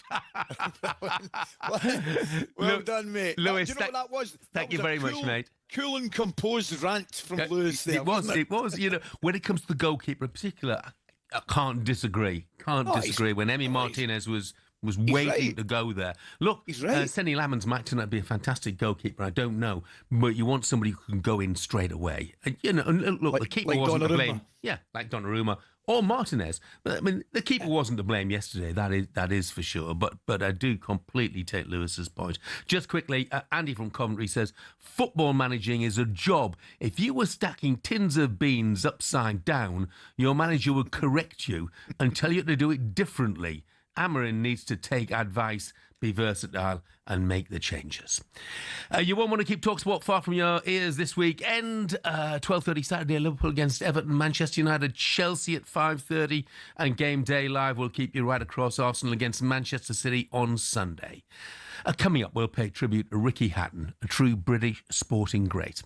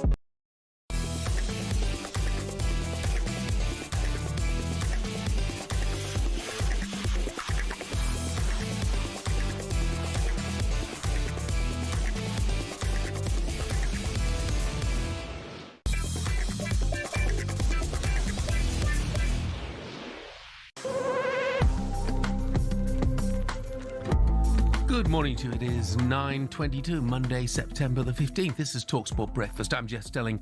Ally McCoist is with me. That desperate news reached us yesterday, didn't it? A real shocker that Ricky Hatton had passed away at the age of 46. Multiple former world champion, of course, one of Manchester's favourite sons. Joining us now to reflect more on the life of Ricky is a man who commentated on arguably Ricky's greatest night back in 2005 when he became world champion for the first time. The dream is made real. Ricky Hatton rocks the world with a truly stunning win over a modern legend. You, me loyal fans, deserve it as much as me. We did it together tonight. Today Ricky was better than me everywhere. I did say from day one I could do it, and I've done it, and I've done it with the help of all these fans and with all the doubters to beat somebody like Kostya. That's the end of the rainbow stuff for me. Ian Dark, the man on commentary there, as he was for many of Ricky's fights during his career. Ian joins us now. Morning, Ian. Morning, Jeff. How are you? Yeah, good, thanks, mate. I mean, that was a special night, wasn't it? Yeah, I mean, it was one of the great nights, I think, of not just British boxing, but British sport, because at the time, Kostya was regarded as almost invincible. He'd been world champion for 8 of the previous 10 years.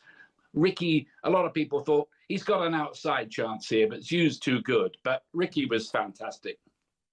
Darky, tell me, mate, it's great to speak to you, first of all. Great to speak to you after, seems a long time, mate. It's just terrible. It's just sad news we're talking about. We speak about it, Ricky, and obviously the first thing you naturally do is speak of his achievements and how he was as a boxer and some of the great fights that they get the nation up for. But I just said to Jeff earlier on, I think probably his greatest strength is just the way he was as a person, the way he was as a man, the way he was as a human being. Just a lovely fella. He was fantastic. He was so affable, so friendly, and I think apart from being box office and marquee value in the ring, afterwards he'd do these self-deprecating interviews where he'd call himself the fat lad. And then, he would, after fights, he didn't live the life of a professional athlete. Not really. He'd go down the pub, he'd sink Guinnesses. He loved, greasy spoon cafes and entering daft shirt contests. He had time for everybody that he met. But when it came to boxing, when he had to work, he'd put on too much weight between the fights, but he'd get himself down. He'd need 14 weeks to get ready for a fight. Yeah. But he would be spot on just at every time he got in there in his peak time anyway. Yeah, I mean, we've had so many lovely texts about him, signing books, signing photos, karaoke in Tenerife. just so many. And my memory of him in the ring was that he would just never take a step backwards. And I think that endeared him to so many fight fans. Yeah, I mean, he didn't have the technical skills of a Sugar Ray Leonard or a Floyd Mayweather, but he wouldn't have pretended to. What he did have was a lot of underrated skills. When he fought, you were guaranteed an exciting fight. He would be coming forward. He'd be winging away with wicked left hooks to the body. He was pretty spiteful in there. And a lot of people saw him, I think, as a kind of straight line slugger, but he wasn't. He knew how to work the angles as well. There's no way he would have beaten Kostya that night without a very, very smart tactical game plan, which was to lay on the chest of Zhu and not give him the leverage for the punches. He never could quite get that big right hand away. I'm getting technical now about the fight, but that really was the secret to how Ricky won it. Quite apart from his burning intensity that night. I mean, he would have walked through walls that night. I don't think anybody would have beaten him that night. That was his fantastic moment where he was going to deliver. It's unbelievable when you think about it. We as a nation clearly love our sporting heroes, particularly our boxers. And I'm just trying to think, and Jeff and I were talking earlier on, Ian, can you think of anybody more loved? We've obviously had Henry Cooper and Frank Bruno and guys like that. But can you think, I mean, is there anybody else from our shores that could have taken 25,000, 30,000 people over to America? Yeah, that figure, Ali, gets bigger every time you hear it. How many people went to Vegas?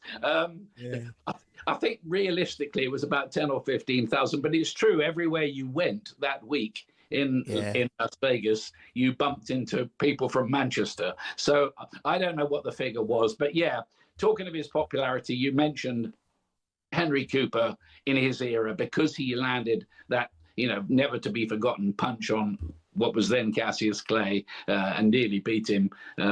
Frank, he's still loved to this day, Frank Bruno. I think the only other one I can really think of off the top of my hat, or a lot of other popular fighters who had plenty of appeal, but would be Barry McGuigan, because I think something like 19 million people tuned in for his world title win in 1985 at Queen's Park Rangers football ground. So, yeah, Barry was big too. But, I mean, I think the interesting thing about Ricky, when you think about it, all those other fighters were on terrestrial TV. Ricky Hatton never had a fight on BBC or ITV that I can remember. It was all on Sky Sports, which probably at the time, I don't know what the figures were, wouldn't have delivered the same kind of audiences. But because of his popularity, I think people who wouldn't have known a left hook from Muffin the Mule kind of cottoned on to Ricky Hatton. And of course, all the Manchester City fans came to his fight. So even before he'd become world champion, he was packing out the MEN Arena in Manchester with 20,000 fans for every single fight. Amazing. Was he almost the last of his type, Ian? In the sense, somebody who lived life absolutely to the full and yet still became a world champion? I'm not sure of that, because boxing, as I think you and Ali know, boxers are an interesting breed. So other fighters may come along, but I don't think he's never going to be forgotten. I think when you saw yesterday at Manchester City's game, the kind of response from everybody, and even among the Manchester City players, who've talked about how they were sort of especially up for the game because of that. And I believe Phil Foden, when he said that as well, he did know all the City lads, and he'd have a boxer. He'd have been at the game, for goodness sake, but for this dreadful, appalling news that we've been given. So he's going to be somebody that will be loved for a long time and talked about for a long time as well. I just think it's so sad that such a lovely guy as this, the story's ended this way. And I think it's another case really of somebody who couldn't quite cope, when the bright lights went out. Ian, thank you so much. Great to talk to you, mate. Lovely to talk to you both. Cheers, Jeff. Cheers, Ali. Cheers, Ian. Cheers, mate. More tributes to the late Ricky Hatton on talksport.com and, of course, the TalkSport Boxing YouTube channel. We're also welcome to share your memories of the great man by giving us a call on 03717 223344. So many of you already have been in touch over the last 24 hours.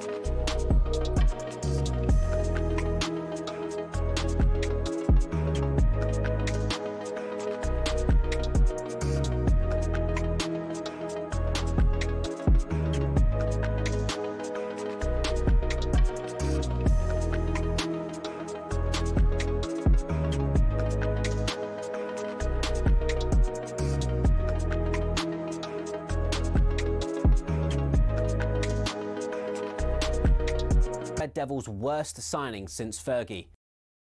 First up, Alexis Sanchez. He'd averaged almost a goal every 2 games for Arsenal, but in his 45 matches for United, he only bagged 5. Next up, Radamel Falcao, dubbed El Tigre, or the Tiger. But at Old Trafford, he was a little more pussycat, to be honest. All the Colombian managed in 29 games was 4 goals. Moving on, things couldn't have gone worse for Jadon Sancho at United, with just 12 goals in 83 games. And it all ended after that very public spat with then-manager Erik ten Hag. Next, Ten Hag probably thought he was wise in sticking to what he knew when he brought in Antony from former club Ajax. But the £86 million Brazilian has really not been able to hack it in the Prem. The curse of the famous number 7 shirt has also had its share of victims. As well as the aforementioned Sanchez, Memphis Depay found he couldn't follow in the footsteps of Ronaldo, Cantona, Beckham and Best. He netted just 7 in 53 appearances. And those are just a few examples. To be honest, the list could go on and on. Unfortunately, that's probably why Man United haven't won the title for over a decade, and why it might take a few more years before they're in contention again.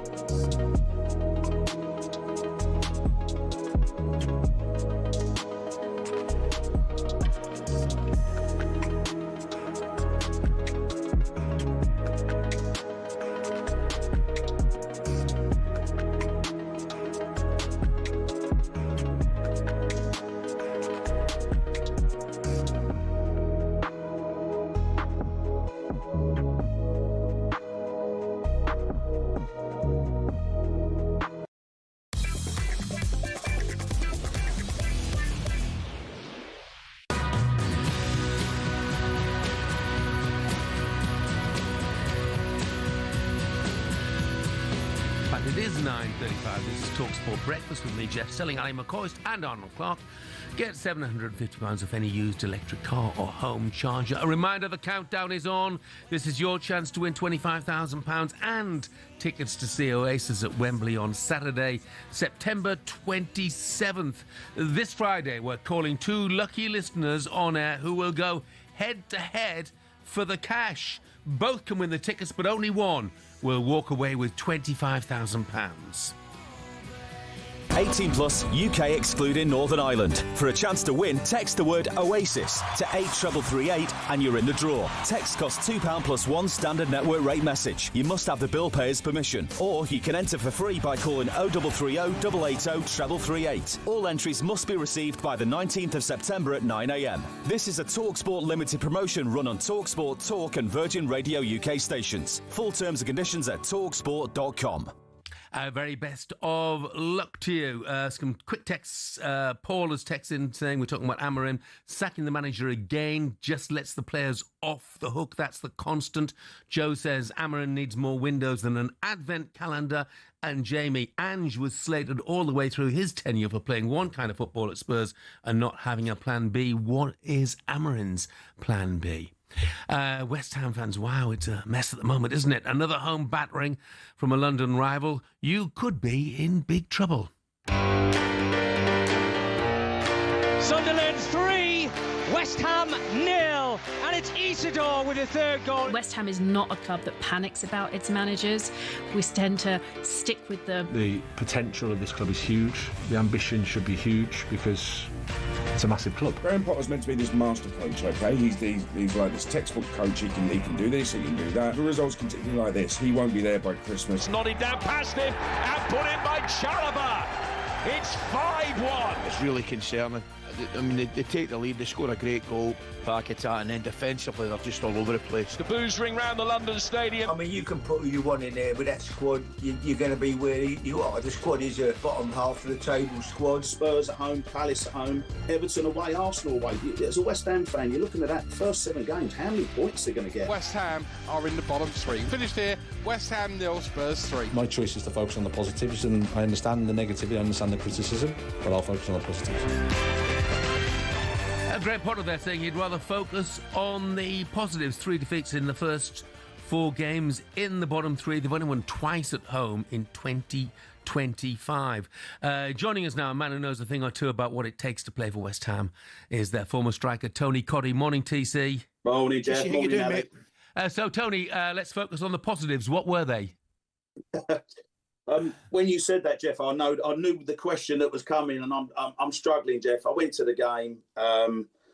Not too many positives. I think, listen, first half was pretty even, and I think that was the same. I went to the Sunderland game, the first game of the season, up at Sunderland. Sort of West Ham controlled the game, didn't really look like scoring too much. They had one Paqueta chance, didn't they, in the first half on Saturday against Spurs, but that was about it. Tottenham disallowed goal, but there wasn't really much going on in the game, Jeff, and I was just supping my half-time pint and went out to watch the second half. There was 48 minutes on the clock. All right, I should have been in place at 45 before you tell me off, but I missed the goal. And, I don't know whether it's a concentration thing or whatever, but, you sometimes that half-time break, it's a long time. It's 15 minutes, and, you can... I think players lose focus sometimes, and, West Ham have been guilty of doing that. But once you do that and you go a goal down, and, of course, the sending off it makes it a really, really uphill battle. But positives, Jeff, I'm struggling. I'm really struggling to find one.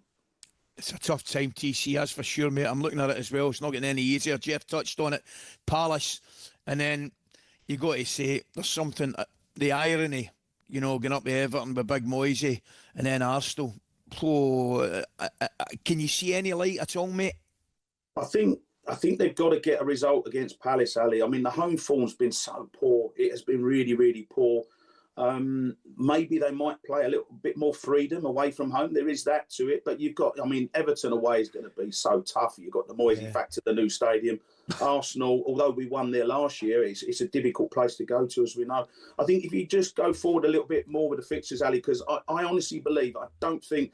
listen, I've been very critical of the board, as you know, but the one thing they don't do, they don't panic and they don't get rid of their managers. Even if West Ham were to lose the next 3 games, which might happen, I don't think they'll panic, because you're then going into, if you look a little bit further in advance, you've got games against Brentford, Burnley and Leeds before the next international break. And with the greatest respect to West Ham this year, those games are going to be more about where you finish in your league position. Rather than beating all the glamour teams, you've got to beat Burnleys and Brentfords and Leeds, the ones that are going to be around you. I just wonder, looking at the side that started, though, against Tottenham, whether Graham Potter's at the stage where he can't see the wood for the trees. I mean, why is he starting Paqueta as a false 9? They've lost every game this season, apart from the game at Forest, where they scored 3 goals in the last 10 minutes. Would he not given any thought to think, well, the team that finished that game so effectively should be the team that starts the next game? Well, I know what I would be doing this morning, Jeff. If I was Callum Wilson, I would be banging the door down, because he came on at Forest, he made a difference. The manager did, to be fair, started with Somerville. But, to go into a home game, without a centre-forward, I don't get it. I just don't get not playing with a centre-forward. You've got Fulkrug on the bench, you've got Callum Wilson on the bench. And surely Callum, quite rightly, after scoring up at Forest and, using his pace, and just not, you've got to be knocking on the door saying, Gaffer, why didn't you play me? And I don't understand that. You're right, Jeff. Perhaps he should have gone with the team that finished at Forest. That didn't help things. And it also gives a bit of negativity in the crowd. I'm sitting in the pub and the team comes through, and you go, oh, for God's sake, we're not playing with a centre-forward. And, having said all that, players have got to take responsibility. It's all right, keep blaming the manager, and all right, you might get some things tactically wrong. You've still got to take responsibility. The defending is absolutely shocking. If players not taking responsibility, and obviously Souček sending off, that doesn't help. But, players have to take responsibility, as well as the manager getting the players right. Tony, I think you're right, mate. See as a manager and a coach, see if you try to go and I'm not saying be clever. Well, I suppose it is an attempt to do some clever. But if you straight away go with a false 9, don't play an out-and-out 9, the chances are, if you get beat, you're not going to get away with it, right? And I can see it happening. Perhaps if you're going away from home and you want to keep possession of the ball, but particularly at West Ham, if you've got a home game, geez, you've got to have a number 9, haven't you? Of course you have, Ali. And listen, as well as I do, it's a specialised position. It's all right asking Paqueta or even Jarrod Bowen, both fantastic players. It's all right asking them to play in that position. They are not centre-forwards. They don't know the specific runs you've got to make to just put pressure on the defence. You know, Callum Wilson, you know, great at playing on the last man's shoulder and that. You know, Fulcrum, more of a target man, all right, you can get the ball into him, etc. But, you know, it's a specialised position. And as soon as you don't have that, you haven't got an outlet. And defenders, even if they woof it upfield, you know, the midfield players aren't, you know, Paqueta and Bowen aren't necessarily thinking of getting in behind. They want the ball into feet. So you're losing all your options. And exactly what happened, it just gave Tottenham lots and lots of possession. And, you know, as a West Ham fan, you're sitting there, well, look, come on, this is, as we all know, it's a big game for West Ham fans against Spurs. It's our local rivals. You want to beat them. You want to get on the front foot. But if you don't play a centre-forward, you know, how are you going to get on the front foot? And I think it was a frustration about the team selection, I think. And you listen, sometimes Graham's got to go, you know what, maybe I've got it wrong, put my hands up and that, you know, but we've got Palace at home this Saturday. You've got to play a centre-forward, or maybe even two centre-forwards. Yeah. Go and have a go. If West Ham get beat 4-0 playing two centre-forwards and gung-ho and try to get forward, the fans will accept that. They won't accept getting beat 2-0 at home to Palace with no centre-forward. Yeah. That stadium's an issue, Tony, isn't it? It's such an issue, for me anyway. And I know, you know, with Palace will know if they go there, they keep it tight for 20 minutes, nick the first goal, they know that stadium will be so toxic. Yeah, it's hard, Jeff. It's really hard. It's such a great stadium, but you just feel when it's football, the fans, you can feel the fans, you know, especially of the older ones. I mean, the young ones, Jeff, probably, you know, it's probably a great day out for them and they don't know any different. Upton Park's a tube station. It's not a football ground, you know, but it's for the older ones. You know, a lot of my friends, you know, of a certain age, over 50, etc., you know, they can't get their head around it. And, you know, the biggest thing to say about it, Jeff, is when West Ham were at Upton Park, or the Bowling, whatever you want to call it, West Ham had a 10-point head start because of the crowd, because of the, you know, how hostile it was. You know, the away teams would come and they would be a little, not scared, but they would be under pressure, intimidated. And it was worth 10 points a season. I believe the stadium, it's a lovely stadium, but it's so friendly and neutral that it's almost too inviting for the away teams. It's so big. And, you know, as soon as West Ham go a goal down, or as the case, 3 goals down, most people are trying to get to Stratford because you can't get on the tube, so they're queuing up to get on the tube. So it's very frustrating at the moment. But, you know, they've got to roll their sleeves up. They've got to get on with it. They've got to get some results. They have to, in my opinion, they've got to beat Palace at Saturday, which won't be easy. They're a good team. Yeah, they are. And after that, we'll see what happens with the run of fixtures that I mentioned. TC, thank you very much. I'll see you soon, pal. Tony Coddy, former West Ham striker. I'm not surprised that he questions them not starting with a striker. Gary in Suffolk says Potter keeps playing with James Ward-Prowse and Soucek in midfield. No legs in there like Manchester United. He needs to play Fernandes and Potts in there with Paqueta more in a central midfield role. Potter's subs and team selection is poor. Stop with the zonal marking at corners. We have conceded 5 from corners already. Coming up, it's Ask Ali.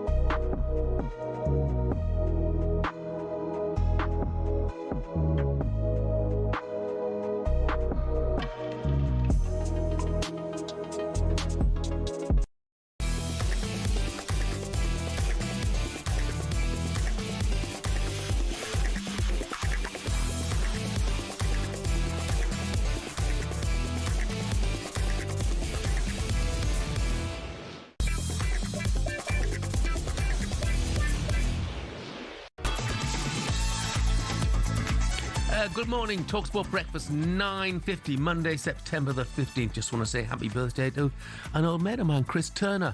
You remember him, Coisty, ex-Sunderland, Sheffield Wednesday, Manchester United goalkeeper.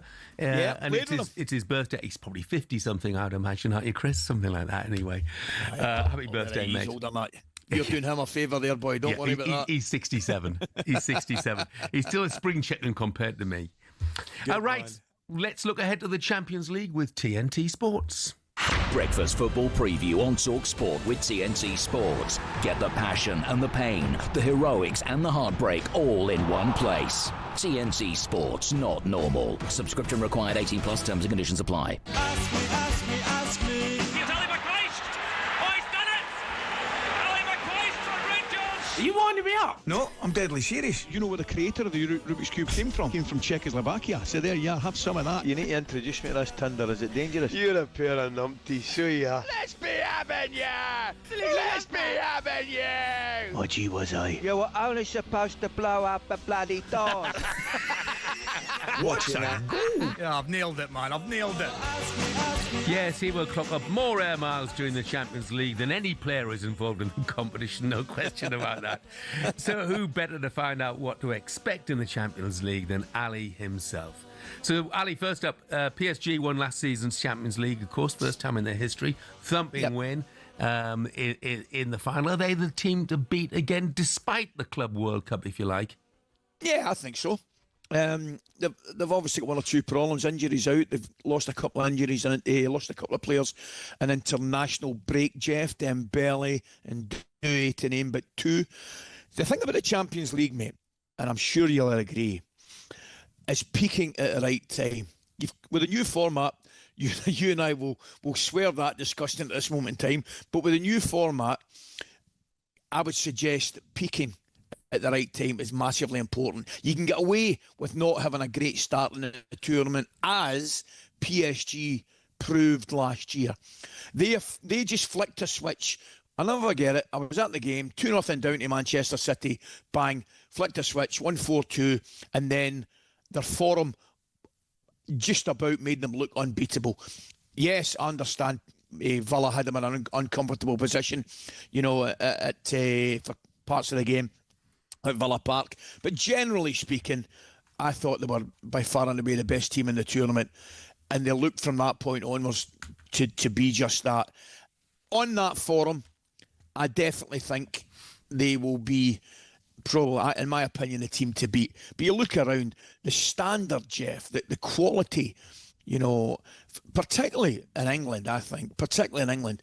Would it be a massive surprise if Liverpool won it? No. Massive surprise if Arsenal won it? No.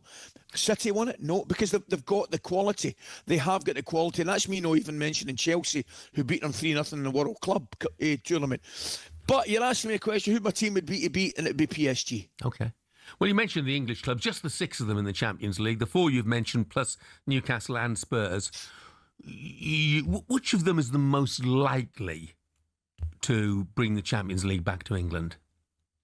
Well, if you'd allow me to, I would go 2, and I would go Arsenal and Liverpool. Mm-hmm. Maybe not necessarily in that order. And Manchester City fans probably throwing their hands up in the air, and I get it, and an excellent performance. But I still would be concerned for City defensively. Signed a brilliant goalkeeper right away, I've got to give you that. But defensively, I watched them in the World Club Championships and even this season in some of the games, Tottenham, and then the away game where they lost down the road, was it Brighton or Bournemouth? I can't remember just off the top of my head, but I think defensively they've still got 1 or 2 problems. So the 2 that I would fancy to have the best opportunity of winning it would be Arsenal and Liverpool, and that's coming from a man that's just said Chelsea beat PSG 3-0. Yeah. So the Chelsea fans would have a cause for that opinion as well, concern about that opinion. So Arsenal and Liverpool, quickly, how far do you think the others will go? Let's do them one by one. Man City. Okay. Quarter-final. Okay. Chelsea. See, that's the thing with Chelsea. Chelsea could be anything, Jeff, but I'll say quarter-final. All right, okay. So that means we've got 4 English teams already in the quarterfinals. I think they'll all. I actually think they'll all go through. I actually think they will all qualify. Yeah, they'll get to the 24 and the league. I think they'll all go through. But Newcastle and Spurs would be the two that I would have least confidence of going further in the tournament. Yeah. As far as alternatives then to the English sides or to PSG, I mean, inevitably Barca. you're going to be looking at the Spanish teams, aren't you? Yeah, and I don't know about you, mate, but I'm probably leaning more towards Barca than I am Real Madrid, which is a bit of a statement because you can effectively say it's Real Madrid's tournament. They just absolutely rise to the occasion more often than not in that particular tournament. But there's something Barcelona I quite like, comfortable victory at the weekend, 6-0. Rashford played, but that's them winning. Jeff, they won 6-0 at the weekend. No Yamal, no Rafinha. Yeah. Lewandowski came off the bench with 20 minutes to go and scored 2. Yeah. I like a look at Barcelona, mate. Does Rashford get a start? Not in the Champions League final team for me. He's got to go in wide areas. His front three has to be Rafinha, Lewandowski and Yamal, I think. But clearly I'm with you, mate. I want him to do. I want him to do ever so well. I really do. And the most important question is, how many blank pages have you got on your passport? Just got a new one, mate. Have you? I just got a new one, and the way you organised me one of these longer term ones as well, with about 10 more pages. I think it cost me another 20 quid, but I think it's worth it. It always gives you certainly in my case, a peculiar sort of pleasure and pride in having a brand new passport. Well, it does, doesn't it? Yeah. It really does. I don't know why, because it's always got an updated photo in there. We're very easily pleased, you and I. Yeah, fantastic. Just a reminder, stream over 185 UEFA Champions League matches live with TNT Sports on Discovery Plus, or watch TNT Sports channels on EE, Sky and Virgin Media. The last words on the show are just about, it goes to Sam. Very straightforward. He's in Penzance. He said, I just wanted to say Richard Kone at QPR is a god. Wow, what a goal he scored at the weekend, by the way. He did. As I well. saw it. Fantastic. Coisty, safe travels, mate. Well done, mate. Looking forward to see you soon. Really enjoyed this morning, mate. Yeah, very much so as well. I'll see you very shortly. Don't forget, it's me and Ray Parlour tomorrow from 6. We'll be joined by the former England and Liverpool striker Emil Heskey and comedian and Bolton superfan Paddy McInnes, as well as a lot of other great guests. Ali's off now on the first of 3 Champions League games he's covering this week. Up next, it's Jim White, Simon Jordan and Martin Keown. Breakfast football preview on talkSPORT with TNT Sports. Get the passion and the pain, the heroics and the heartbreak all in one place. TNT Sports, not normal. Subscription required. 18+ terms and conditions apply.